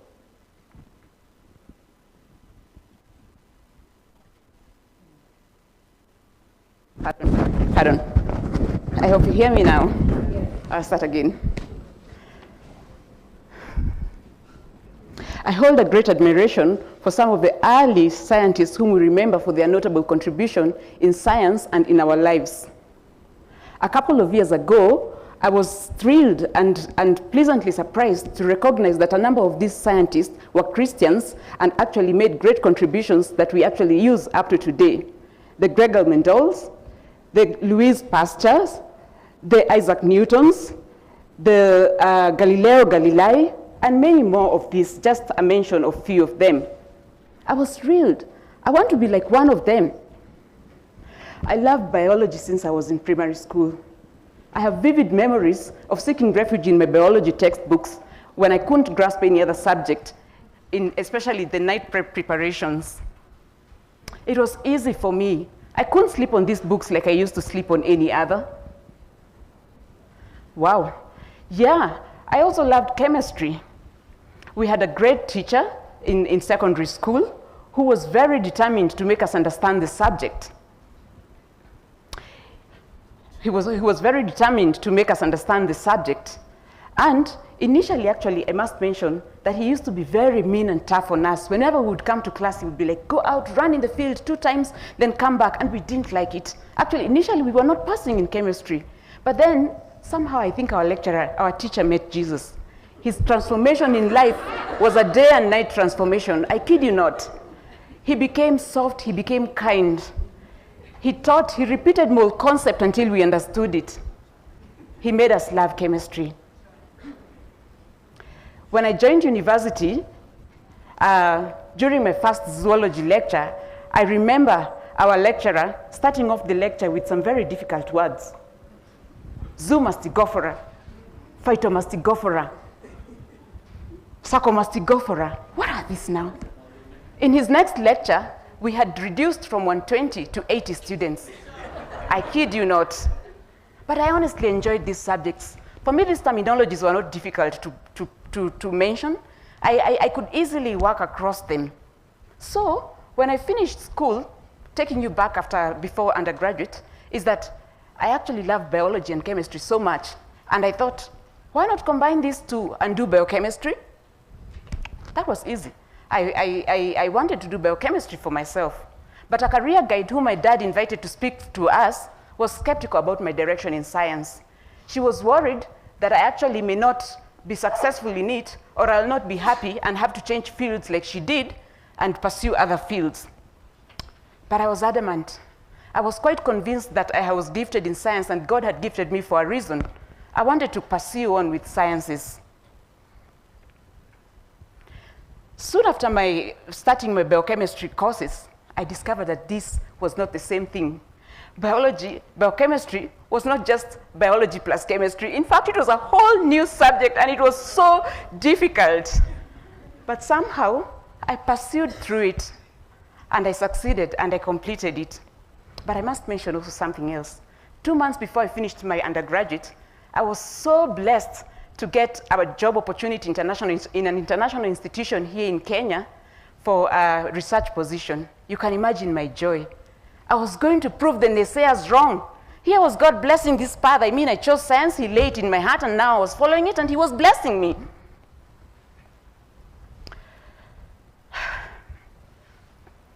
I carried on with my research at the institution, but shortly on, I realized that if I want to succeed very well in science, I must pursue my postgraduate studies. That is to be able to write proposals that I can influence what it is, the research that is being done, or at least I can lead the projects in the direction that I would like to. I was greatly, again, blessed to get a fully funded fellowship for the Masters in Molecular Biology and also a PhD in Biochemistry and Biotechnology, both in Belgium, on a different span of time. This was such a blessing. I mean, look, God was guiding this path. We were set. The things that I was carved out for were working, and I was so grateful for it. Well, the postgraduate study, I must say, was difficult. It was tough. I was tested. There were valley moments when I questioned all my choices in life. I wondered, you know, why did I get into this? I wanted to quit so many times. But again, by the grace of God, I made it through. I came back home fully convinced, you know, happy, excited. I have my PhD. Dr. Wangishi, I asked people to call me. There were now jobs for me. I mean, I'm going to be a senior scientist where I want, or in any university that I want to work in Kenya. I have worked for it. I am coming home. Kenya needs PhDs. But this was not to be the case. At least not for 22 months of job searching in Kenya.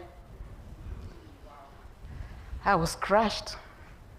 I totally was flattened. Did I get it wrong? Were all these people who spoke to me against pursuing sciences, were their predictions coming true? Was the prediction as well for doing genetic modification in Kenya? Because I was warned also about it. I was told you better do, you know, molecular breeding. Don't do this GMO stuff. It's not accepted. It will not be good for you. But I went on with it, and here I am. And it's 22 months. I can't tell my relatives what to do. I don't have a job. Kenya doesn't have opportunities for scientists, remember, I was told. Well, as a millennial, I was totally flattened. All the entitlement spirit in me was drained. Indeed, people, what screws us up most in life is the picture in our head of how it's all supposed to be. So, after a lot of soul searching and thinking about it, I decided to open myself up to any opportunities that comes along my way. Not, well, still within my boundaries, but at least opportunities that come my way, and also not to close myself so much into opportunities in Kenya alone, because I was really confident that I've served my time abroad. It's time to come back to Kenya. Well, again, God smiled at me. And an opportunity, a postdoc opportunity, came up in South Africa. I remember saying, Lord, is Cape Town our destination? I was excited. I took up a postdoc opportunity in biopesticides policy and regulation, which was a bit far from my own field, but I confidently walked into it.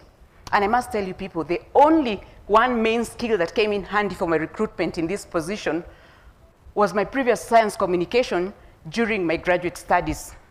Besides that, I pegged my hope on the power to read that I was given during my graduation. I can do this stuff.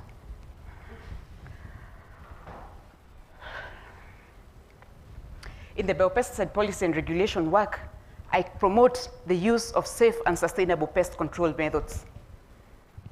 But I also must mention something else before I go into that. I had sworn never to do a postdoc in my life. At least in graduate school, I had looked at postdocs and I didn't admire their lives. Life and its twists and turns, and now a postdoc.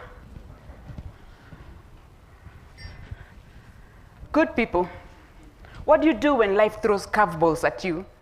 How do you accommodate life when it throws such curveballs? How do you keep going? Climate change is likely to throw the same curveballs at us.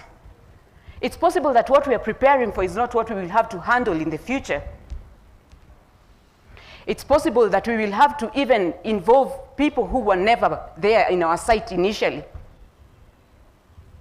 I propose to you that flexibility, courage, and resilience will be one of the key characters, some of the key characters that are necessary for adaptation to climate change going forward.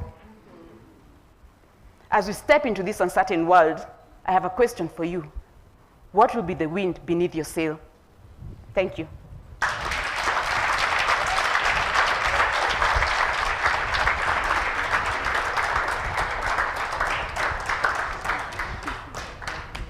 Thank you. We're being left with some hard questions by these stories, huh? Nabato, as they say, and wait still. Our next speaker confused me a little. You know when you get a list of people, their names, what they do, where they're from? I'm like, he's from Malawi, but he works with fishes. Malawi is a landlocked country. Then I remembered that there's a lake. And I came to learn that Lake Malawi is actually not only the second deepest lake in Africa, but it has another claim to fame. It is home to more species of fish than any other lake in the world. Yeah? So is it not fitting that there's people like John James Banda who sit in Monkey Bay on the on the shores of the lake Malawi, who are doing research to figure out all these species of fish and the people who depend on them? We need to do their work. We need to support them. I'd like you to welcome John James Banda, a research officer with the Ministry of Natural Resources, Energy and Environment from the lovely country of Malawi.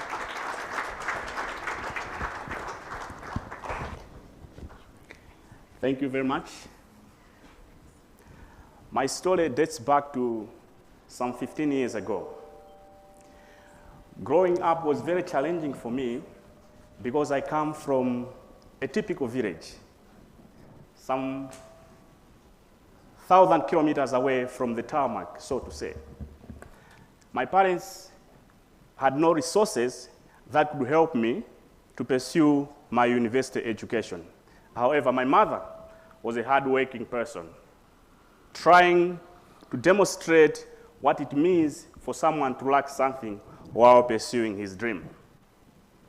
Back in 2008, I really couldn't understand that one day I could help value chain actors along the food value chain, especially fish value chain. By then, I had just been selected to pursue a Bachelor's of Science degree in fisheries. It is against this background that my mom started now trying to work even harder. She started a fish processing business. And I remember one day she went to the lake, bought 100 kgs of the sardines. We call them the Ingrucypris sardella. She tried to dry them on the open racks. However, within 30 minutes, huge clouds gathered in the sky. And this was followed by heavy rains. But at the same time, when they were drying, they were fraught with problems such as contamination by flies and dust. And all the products got degraded. My mom went on the drying rack. She salvaged the little she could and took them to the market. But she couldn't raise enough profit that she had expected. And I remember that year I went to the university to start my first year with half of my school fees and had no any necessity item. I didn't have a laptop. After the orientation, I thought I would become a fisherman because, you know, I was doing fishery science. So I said, Ma, am I going to be a fisherman? However, I realized that the course outline of the program was well tailored. It had very interesting science courses, the likes of physics, biology, biochemistry, mathematics, but at the same time, the biostatistics. One day, while appreciating the concept of the fish value chain, our Professor Wao Singini, prepared us a field visit to the lake so that we appreciate the concept of the value chain. After arriving at the landing site, I discovered that most value chain actors are women, and they were drying their products on the open lakes. However, the challenges that I observed were that these products were being contaminated by dust and flies. This linked a bell in my mind about how my mom roast her 100 kgs of fish. So then I realized that this is a common problem among value chain actors, especially women. After going back to the college and focusing on my research project during my 4th year, I worked on the analysis of the current fish handling techniques with the aim of ensuring that I understand the quality of the product, but at the same time, its safety. And I remember, after graduating, I was offered a position in the Department of Fisheries at Research Division in Monkey Bay. A year later, I was given a scholarship by the CATIAF project under IDRC. The idea was to develop and design an improved processing technology that would cover up the limitation that come in because of the open sand drying method. Remember, most women who constitute the processing node have got a lot of challenges. So, in this regard, using the principles that I learned during my undergrad, that the principles of physics, the principles of microbiology, but at the same time biochemistry, I had to apply them in designing this technology. For this technology to work, I stood up on the shoulders of giants. And who are these giants? I have pleasure to mention here that one of the great giants comes from Kenya, Dr. Jemima. I have pleasure to mention that one of the giants is my mentor, Professor Lefson Chiwaula. I have pleasure to mention that another giant is my director of research, Dr. Geoffrey Zentute Kanyerere, Dr. Maxon Ngojera, and Esau Gandifolo Tunga Chisare. What did we do? What did I facilitate? Because I played a leading role in designing this technology.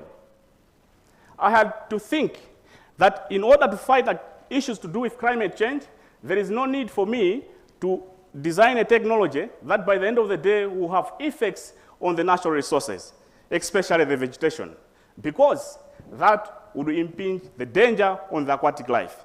So we designed this solar tent dryer.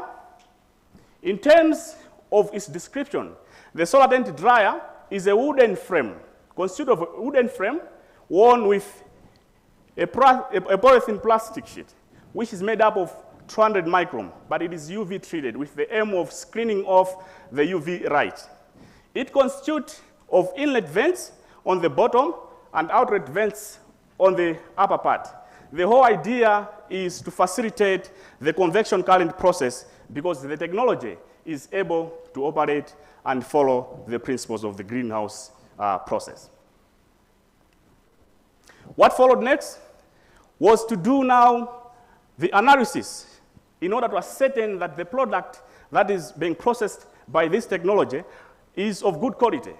And in this regard, I spearheaded these laboratory analysis, like microbiological analysis, but at the same time, the physiochemical analysis. The whole idea was to determine the quality and the safety of the product. And it came to pass. It worked. Outscaling the technology to women who were facing a lot of challenges along the fish value chain, they had to smile. Because remember, I said they were facing a lot of challenges along the processing node. Spending their nights at the landing site, meaning that they don't have time for their families. And others, their families block out because they were claiming that their husbands were being denied of conjugal rights. But with this technology, they just put the products inside and then close, off they go. Tomorrow they come, they do the packaging, and by the end of the day, take them to the formal markets, earning value by the end of the day. Why am I here today, my fellows? I leave you with what Albert Einstein said, a German theoretical physician who developed the theory of relativity. He said, and I quote, "Education is what remains after one has forgotten what one has learned in class." We need to have demand-driven innovations that are capable of solving the lives of value chain actors. Are you willing to move with me? Thank you very much.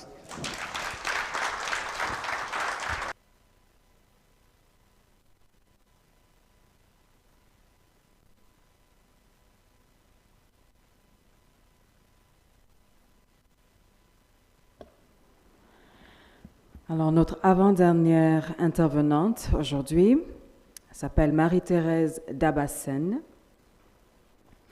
Marie-Thérèse est étudiante en doctorat à l'Université Gaston Berger à Saint-Louis, au Sénégal.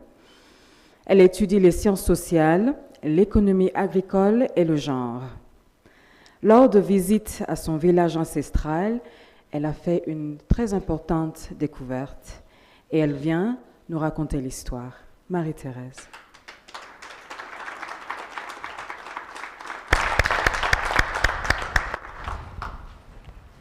Merci Jeannette. Bonsoir. Bonsoir. Non, je vous entends pas. Bonsoir. Bonsoir. Alors merci. Moi je m'appelle Marie-Thérèse Dabassène. Je suis originaire du pays de la Teranga, le Sénégal. Alors pour ceux qui ne connaissent pas le Sénégal, peut-être les amateurs culinaires sauront que c'est le pays où on mange le tchéboudieu. Ou peut-être les amateurs de football se rappelleront que c'est le Sénégal qui a gagné la dernière CAN. Alors les Sénégalais, applaudissez.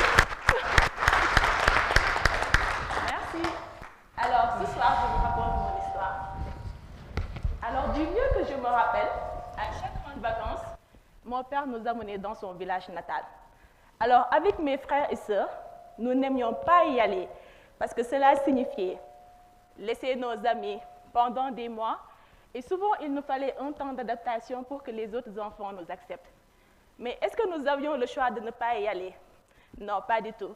Mais quand je voyais mon père, comment il était attaché à son village natal et comment il faisait tout son possible pour participer à son développement, mais je me demandais, pourquoi? Il me répondait à chaque fois, ma fille, tu as la chance de n'avoir jamais connu la faim, de n'avoir rien pour nourrir sa famille, de ne compter que sur les récoltes, et ce n'est pas à chaque hivernage qu'elles sont bonnes. Donc depuis 2006, en tant que directeur d'une ONG, il appuie les femmes du village, mais aussi des villages environnants, dans le maraîchage organique.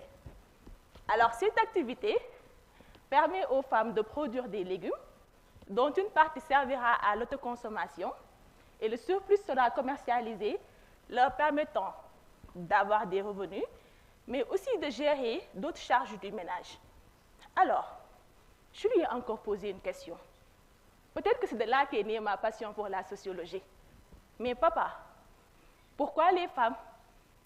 Alors, à cette question, il m'a répondu par une autre question. Mais d'abord, est-ce que d'octobre à juin, mais est-ce que tu vois des hommes au village? Ils ont tous migré vers la capitale à la recherche d'un emploi. Seules les femmes sont au village, C'est elles qui cultivent la terre, mais elles n'héritent pas de la terre. Une chose que j'ai observée en 2018, en changeant carrément de sujet de thèse à l'entame de ma 3e année de thèse, pour travailler sur la place des femmes dans l'agroécologie au Sénégal. Je n'aurais jamais imaginé être aussi passionnée par ces thématiques, même si des promotionnaires à l'université me traitaient de folle, et aussi que des gens de la famille proche me regardaient ainsi. Mais Marie-Thérèse, tu ne veux pas te marier? Tu veux t'éterniser dans les études? Mais tu ne comptes pas trouver un emploi? Mais travailler sur ce sujet m'a donné une autre facette de la réalité. À travers ce sujet, j'analyse les contraintes et opportunités de l'agroécologie en termes d'autonomisation socio-économique pour les femmes, mais aussi de réduction des inégalités de genre dans l'agriculture. Alors, c'est suite à des vacances au village, en 2018, que les choses sont devenues beaucoup plus claires pour moi. En observant ces femmes travailler dans leur périmètre maraîcher, je me suis dit, yes, je tiens mon sujet de thèse, mais aussi mon terrain d'étude. Ces femmes sont de mon village. Elles sont des tantes, des mères, des grands-mères. Elles m'ont vu grandir. Elles m'ont raconté leur histoire. Et moi-même, j'ai été témoin du changement qu'elles ont opéré au sein de leur famille, mais aussi au sein de leur communauté. À travers de faibles superficies de production, par exemple 1 hectare pour 36 femmes, mais elles réussissent à produire des quantités impressionnantes. Par exemple, cette année, chaque femme a réussi à produire dans sa parcelle de 10 mètres carrés, mais 25 kg de pommes de terre, 45 kg d'oignons et même d'autres légumes. Et cette production a servi à leur famille à être autosuffisante en légumes, mais aussi le surplus qui a été commercialisé leur a permis de gérer d'autres dépenses du ménage, comme la santé, l'éducation, mais aussi l'habillement des enfants. Alors, on va marquer une petite pause, 10 secondes. Donc, je vais vous demander à tous de fermer les yeux et imaginez la quantité de légumes qu'elles pourraient produire si elles avaient plus de superficie. Et l'impact de cette production au sein de leur ménage, mais aussi au sein de leur communauté. Laura, je vois toujours tes yeux. Alors, de là est née ma conviction que l'accès des femmes à la terre est un impératif pour une meilleure sécurité alimentaire en Afrique. On ne peut pas parler de changement social ni de développement durable si des inégalités de genre persistent toujours en termes d'accès à la terre. L'agroécologie, par exemple, offre une solution à ces femmes, mais des freins persistent toujours, parce que cet accès à la terre se heurte à des réalités culturelles qui voudraient bien que les hommes héritent de la terre. Et même si le fait de se regrouper en groupement leur permet d'accéder à la terre, elles ne peuvent pas prétendre à de grandes superficies. Et comme solution, par exemple, un mécanisme pilote de location-achat pourrait permettre aux femmes de mieux accéder à la terre, parce que le titre foncier permet de garantir l'obtention de prêts, mais aussi d'augmenter leur production. Mais pour cela, je pense que les chefs coutumiers doivent jouer un rôle important dans la compréhension de la politique foncière au sein de leur communauté. Donc, il y a lieu d'instaurer un dialogue en vue d'un débat sur les politiques proposées à travers des ateliers, des plaidoiries, des campagnes de sensibilisation. Alors, je terminerai par dire que garantir un accès sécurisé à la terre aux femmes est vraiment essentiel pour le développement agricole de l'Afrique. Et lorsque j'ai éprouvé du trac à raconter mon histoire, à parler de mon parcours, je me suis répétée avec fermeté. Si je ne le fais pas maintenant, quand est-ce que je le ferai? Il est maintenant temps d'agir. Si nous n'agissons pas maintenant, il faudra attendre peut-être 75 ans ou à mon 100e anniversaire pour qu'un jour les femmes puissent accéder à la terre. Merci. Asante.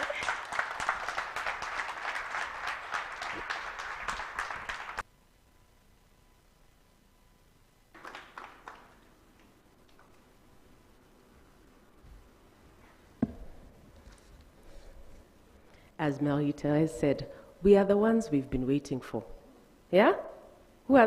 We are the ones that we've been waiting for. When we started on the storytelling journey, we encouraged each and every storyteller to start with the why. For some, it was top of mind. For others, they had to do a little digging to figure out, actually, what is my why? I'm happy to say that they all found it. For our next speaker, Dr. Islamiyat Folashade Bolarinwa. She's many things. And I know this because I think half of our calls, she was in a vehicle, rushing from one place to another. She handles many identities in between classes. Like, I'm in my office for now, but there's something that she knows. She knows her why. She's an associate professor at Ladoke Akintola University of Technology in Oyo State in Nigeria, and she is our last storyteller of this evening. Welcome, Islamiyat.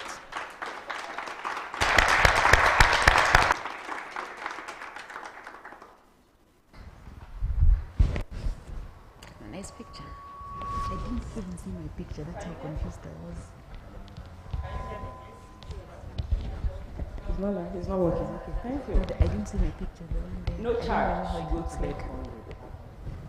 I'm Islamiyat.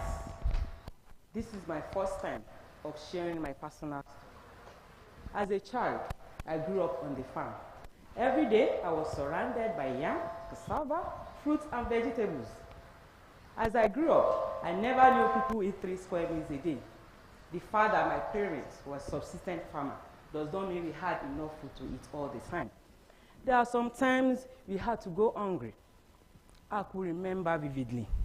There was a time we did not eat for 3 days. I was so weak that I couldn't walk. I had to tie a piece of cloth round my waist to hold my empty stomach in and to avoid feeling hungry. I experienced hunger and went to bed hungry as a child. Not because my parents were lazy or irresponsible. My father was a subsistence farmer dedicated to his work. My mother also helped my father in his farm, in addition to having our own patch of growing vegetables. There are some seasons we experience high losses of our produce after harvest due to high temperature that lead to rapid biochemical changes in fresh produce, and because of inadequate storage and preservation facilities. There was a time my parents harvested large proportion of their farm produce for sales on the market day. Unfortunately, the vehicle that was supposed to transport the produce to the market developed mechanical faults. We had to wait for 2 days before we could transport the produce. During this waiting period, more than half of the crop rotted, and we had to discard them. I was heartbroken, seeing how the time, money, and efforts invested by my parents were wasted. And even sometimes, when we are lucky enough to reach the market, if sales is not as good as expected, the remaining food products usually deteriorate a day after returning from the market, and even within 2 to 3 days after harvest.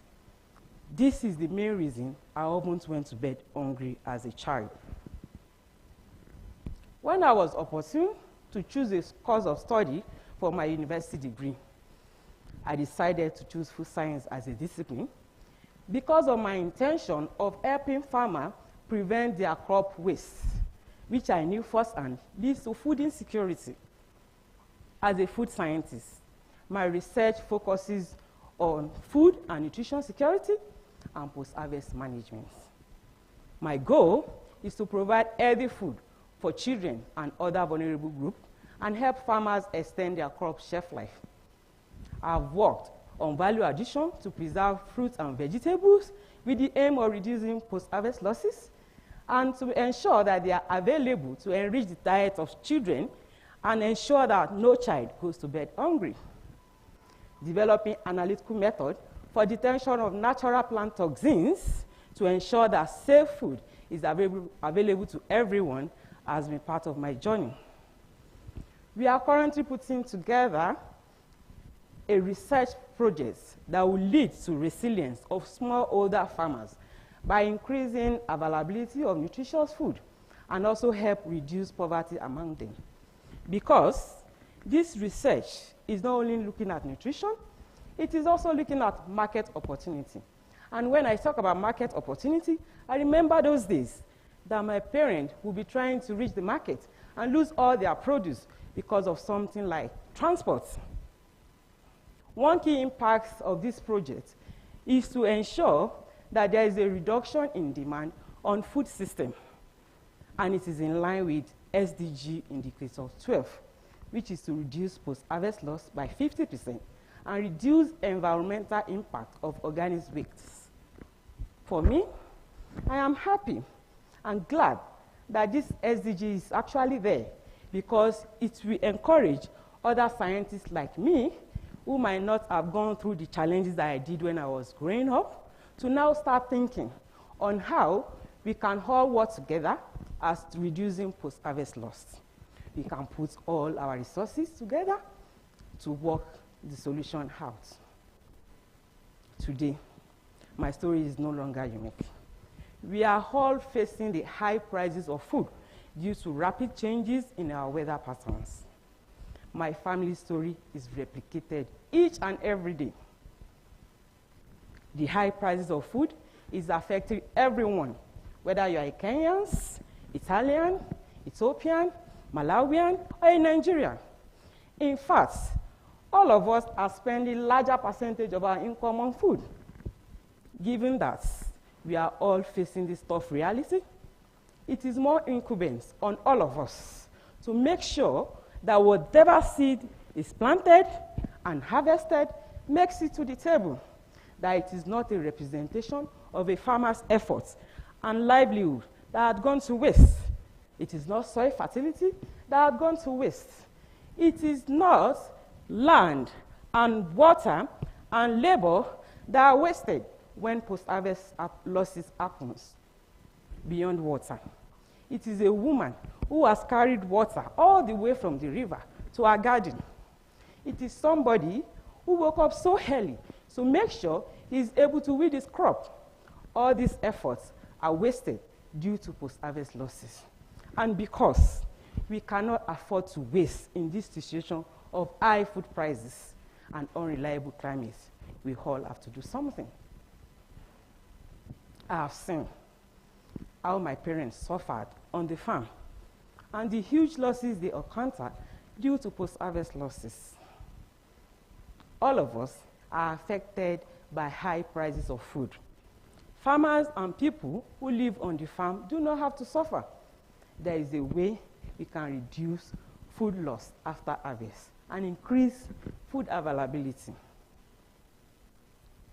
If we don't do something now, we'll all be losing out to food insecurity. The time is now.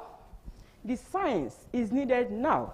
The leadership of scientists and policymakers are needed now. I'm calling on you to support my research on development of sustainable post-harvest management technology for smallholder farmers in Africa so that you and I can make that change so that no child should go to bed hungry. Thank you.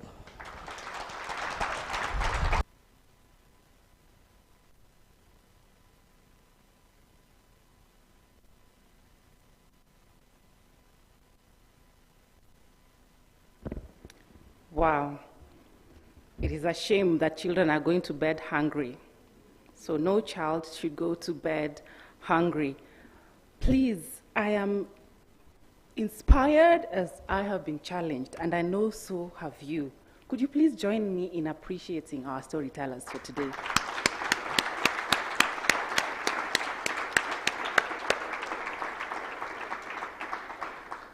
Thank you so much for allowing us into your lives, sharing with us, taking us to Ekwe. I want to visit Ekwe. I don't know who else wants to visit Ekwe. I want to visit Mali, A doctor his father wanted, a doctor he became, right? It has been such a pleasure listening to our scientists today, just seeing them letting their guard down and, they dropped all the jargons and really talked to us about their research and why it matters. And they're reminding us that the time is now. we should stop. We've done far too much investigation. We need to find the solutions. They're reminding us that we can succeed regardless of where we come from. And they're reminding us that we all need someone to believe in us, and that we all need somebody to believe in. We need to find that one person, that's those two people, those little girls or boys or those farmers, and believe in them. As we get to the tail end of our program this evening, I would like to welcome Dr. Catherine Toure, the Regional Director of the Eastern and Southern Africa at the International Development Research Center, IDRC. And then after that, we'll have Ms. Dorothy Muhebi, the Deputy Director, Operations at Award, coming in to give us vote of thanks. Welcome, Catherine.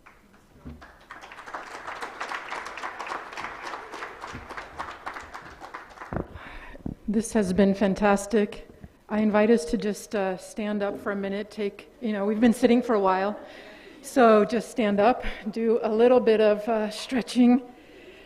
Great, that felt good. Please be seated or stay standing if you prefer.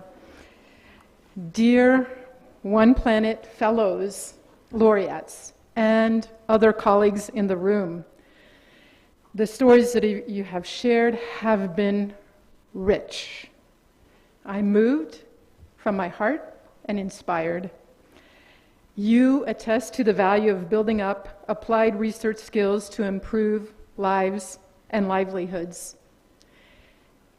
If I told you my personal story, you would really believe me when I say the next, but you'll just have to believe me without me telling you the personal story. We can talk about that at the cocktail. But I think that storytelling as a means of communicating is so important. And this sharing of personal stories that has happened today can be truly transformative. And I feel like we've had a meal, like we've had an appetizer, we've had the main dish, we've had the dessert, and there's more to come. I've been a listener of stories today. And so I want to appreciate the meal of stories that we've had. But it's going to be an experiment. I'm going to show that I was listening to the stories, trying to make sense of this. So, Dr. Meseret, I feel like I know your father. You're the father that believed in you and that gives you the courage every single day to believe in your students and inspire them every day. Thank you for sharing your story.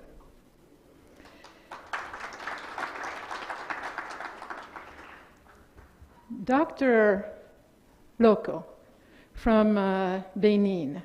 Wow, visiting 136 villages, it was revelatory for you.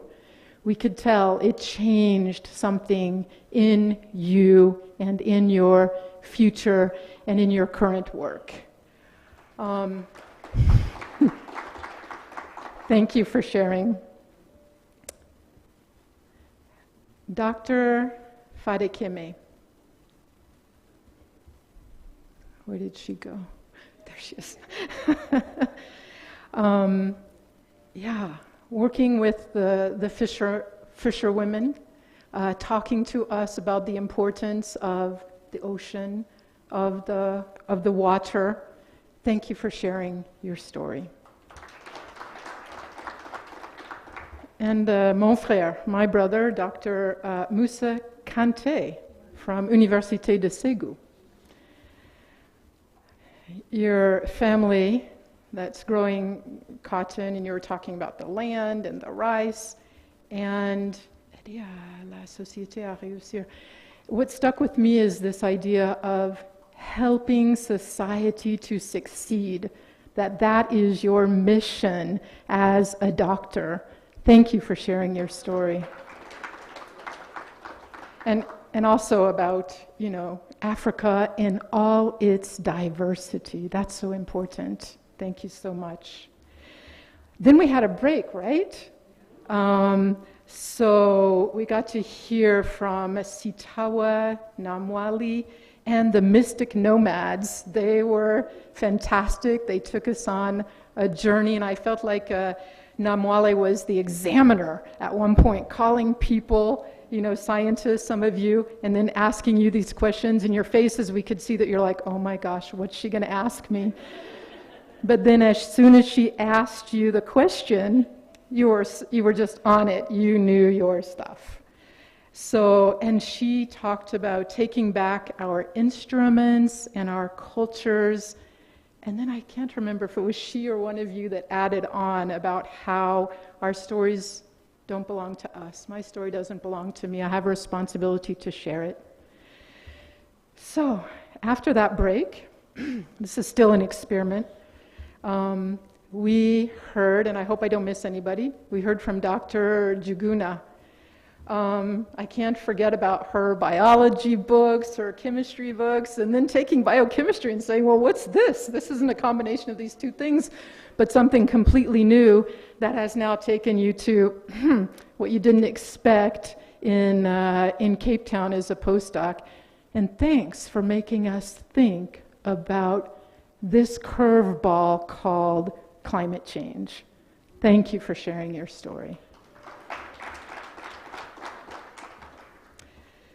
Dr. James Banda from Malawi, talking about watching your mother as a fisherwoman and the challenges that she was encountering, and then to imagine that one day you're able to engage in scientific research that can help solve some of the common problems that women fishermen, what's that about? That fisherwomen face. Very inspired by your story and your commitment. Thank you for sharing. Madame Dada. Can we call you that? Mademoiselle Dada, Marie-Thérèse? Okay. Yeah, I think it was October to June when you would be in the village, and is that the period, October to June? Oh, c'était d'octobre de juin où les hommes disparaissaient? Okay. So from October to June, you didn't see the men at the village, and the women were totally responsible, if I got the story right, for, you know, what was happening in the fields. And you invited us to, and they were so amazing, and they inspired you, and you invited us to close our eyes and imagine what they could do if they had more land and resources available to them. So I was inspired by how you were inspired by these incredible women in the village. Thank you for sharing your story. And Dr. Folashade, your parents' farm, you know, that was like school. It was education without you necessarily maybe thinking about it at the time. And now, investing so much thought and heart and effort and collective effort, I imagine, not just yours, in reducing post-harvest loss so that no child goes to bed hungry. Thank you for sharing your story. So that was just a review of a beautiful meal that we were able to share together. Back to the script, Canada's International Development Research Centre, known as IDRC, has a long history of and commitment to developing leadership capacities in science. And we've been investing in climate change research on the African continent for the last 16 years, and now people in the world are paying attention to it. This is a window of opportunity, and we do have to take advantage of it. We have the challenge, for example, at COP27 in Africa, to bring food security debates closer to the climate change discussions, and in so doing, addressing issues of gender equality and social inclusion. It's going to be an Africa COP. I mean, I think it's important that we all pay attention. At IDRC, we hope to be able to do some science cafes to prepare journalists to cover COP from their home countries and also to travel to Egypt to cover from there. It'll be important to hear about the Africa COP from African journalists. So in line with Canada's Feminist International Assistance Policy, at IDRC we firmly believe in the power of women scientists and allies to positively influence policy and practice at the nexus of agriculture, food security, climate change, and justice. And we have heard today about efforts to find homegrown, equitable, and practical solutions. I'm just so happy to see Award working in this Pan-African way. I know it started under Wangishi, it's being continued under Susan. People are speaking English and learning French, and we've heard from researchers from Ethiopia to Benin and from Mali to Zambia. That is terrific, in my view. And 130 laureates in 3 years? Like, wow. So knowledge and solutions shared today are urgently needed to tackle the challenges the continent is facing.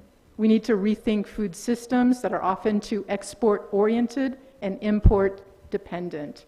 Growthism, that's a new word for me. Growthism has shown its limits. We need to redevelop more systemic approaches and alternative models for more equitable, sustainable, and resilient systems which contribute to healthy eating and the well-being of the planet. The One Planet Fellowship Program is promoting the transformation that is needed through the mentoring of leaders in agricultural education and research and agro-entrepreneurship. The One Planet Fellows will continue to debate on food systems and contribute to debates on food systems that are more responsive to the needs and aspirations of African communities, as we've heard today. Together, your efforts will promote the perception and reality of agriculture and the agri-food sector as a space for exciting work and careers. You will motivate young people to integrate into local and national research structures. You are already promoting dialogue and cooperation across disciplines and fields and organizations, engaging in policy discussions and working with the private sector and civil society and farmer organizations. These efforts will continue to inform a visionary leadership for sustainable futures. And I'm just Catherine Touré of IDRC here, but know that there are many other colleagues from IDRC that would have liked to have been here today with you to hear the stories, whether these are my colleagues in Nairobi or my colleagues in Dakar, or my colleagues in Ottawa. So I do speak on behalf of all of us at IDRC. Thank you so much.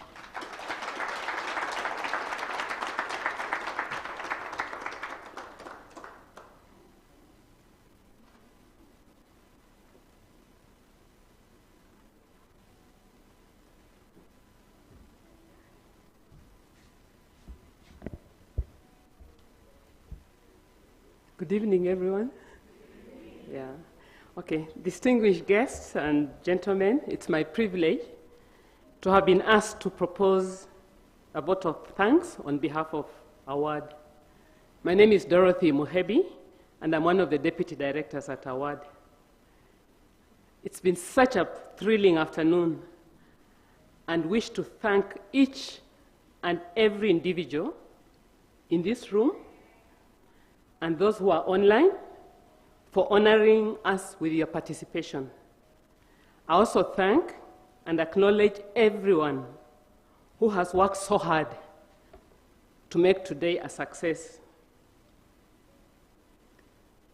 I wish to thank all the laureate candidates represented this afternoon, and a special thank you to the 8. I believe there were 8. I was counting. Yeah, there were 8. It's been such an amazing experience hearing each unique story, as Catherine has just summarized. They are very inspiring stories, each one of them. I'm confident, as participants, that you've gotten a better feel of what it means to be an award fellow or laureate candidate. As I listened to Professor Latif and then listen to the stories of the laureate candidates. Isn't it amazing how what he said weaves into the stories that you all shared, linking your research to finding agricultural solutions, to sustainable development with a focus. He really emphasized the focus on smallholder farmers. And by default, I've just listened to what you've said. You've already created your networks, as he said, and your skills to network. And I, as a participant, I'm a good now listener to stories. I'm an amplifier, and I can't wait. I don't know whether it will be on social media or on my dining table, but just to share those stories of chemistry. Is it chemistry plus biology is equal to? Why that particular one is very important is I wanted to do biochemistry at university, and I didn't qualify, and I cried. I ended up in agriculture. So biochemistry is not the easiest.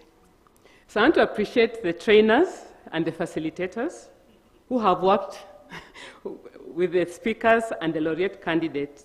We have Mwihaki and Janet, but we also have some trainers, the award trainers who have also been working with the laureate candidates in their different capacities. We appreciate all of you. I would like to express our sincere thanks to Professor Latif, who was online, and Dr. Jemai Manjuki, Chair and Vice Chair of the Award Steering Committee, and other members. Although they were not able to be with us online, we would like to thank both of them for their guidance and unwavering support. Further, we are also grateful to the award alumni, they are all here, including our fellows, our mentors, our mentees, and our partners for your participation and your unique roles in making our award to be what it is. I wish to express my my gratitude to Dr. Wanjiro Kamau Rutenberg, our immediate former director, for gracing this occasion. What we have experienced today is part of your super brilliant ideas you put in our heads. Thank you, Wanjiro. Nasambu, wapi si kalakala for Wanjiro. Yes. I also extend our gratitude to our development partners. And represented here, we have Dr. Catherine Ture, who was just on stage. She's the regional director at IDRC, but also a special friend to our ward. She never misses our functions. So we really thank you for gracing this occasion and for your remarks. We also extend our hearty vote of thanks to our donors. Some of them, I believe, are online. And I'll highlight, we have the Bill and Melinda Gates Foundation, we have BNP Paribas, we have USAID, and EU. We are grateful to our CG partners, our International Research Center partners, our regional partners, our national partners, and we acknowledge the presence of the ICRISAT, which is one of the CG centers, regional director, and they're represented by Rebi Harawa. Rebi.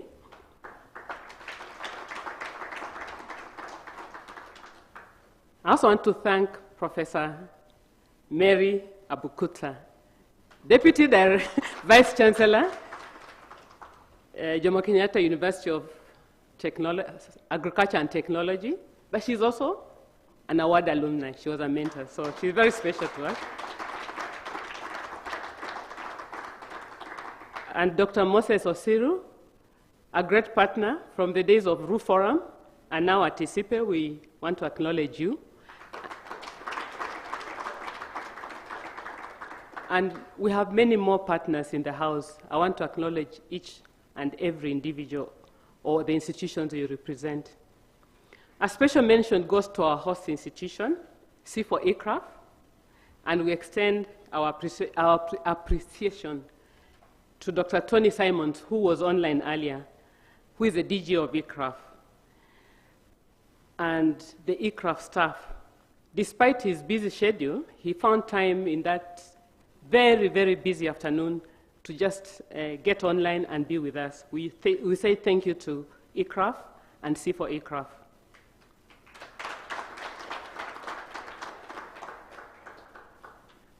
I must mention our deep sense of pleasure to the team that was entertaining us.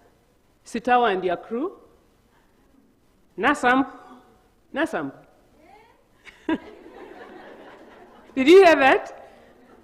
Muihaki, did you hear that? Muihaki said yesterday, say your name the way your mother would call you. Nasam. Thank you for that team in that corner for your entertainment. It was just wonderful. There was never a dull moment.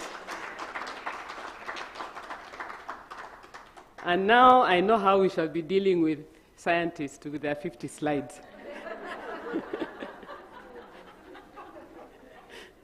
Yeah. Sitawa did it for me. I know what I will do with them. Yeah.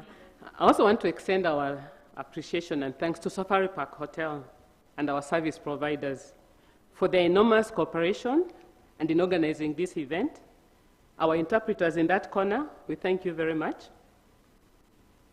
And finally, maybe not quite finally, I also want to appreciate my family. You know, you also have to appreciate your family. Because without your family around you, I think we had that story somewhere here. My father, my brother, my father. Yeah, my family is there. I want to appreciate you. Yeah. Yeah. They are the biggest fans of award, I can assure you. Yeah. And I can assure you that there will be a lot of tweeting from this room about award. But finally, I would like to take this opportunity to thank my award colleagues under the able leadership of our new director, Dr. Susan Carrier.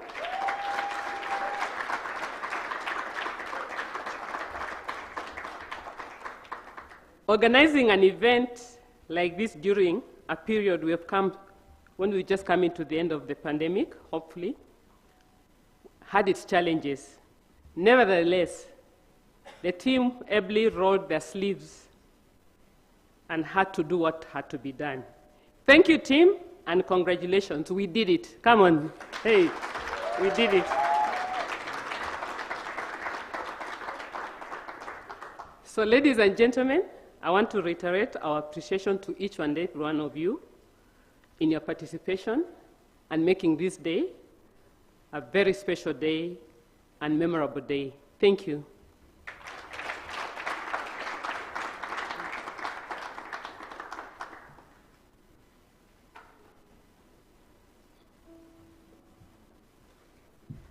Thank you, Dorothy. Indeed, we did it. And now it's time for you, our story sharers, our story listeners, our story amplifier. Go ye forth and do your job. All right? So I would like to welcome us all to a cocktail reception. Trying to identify somebody who can tell us exactly where it is, but I know that you will go right outside and down the stairs you turn left. And you will find somewhere where it looks like there's a cocktail reception. It's ours, I promise you. Enjoy yourselves, and thank you very much.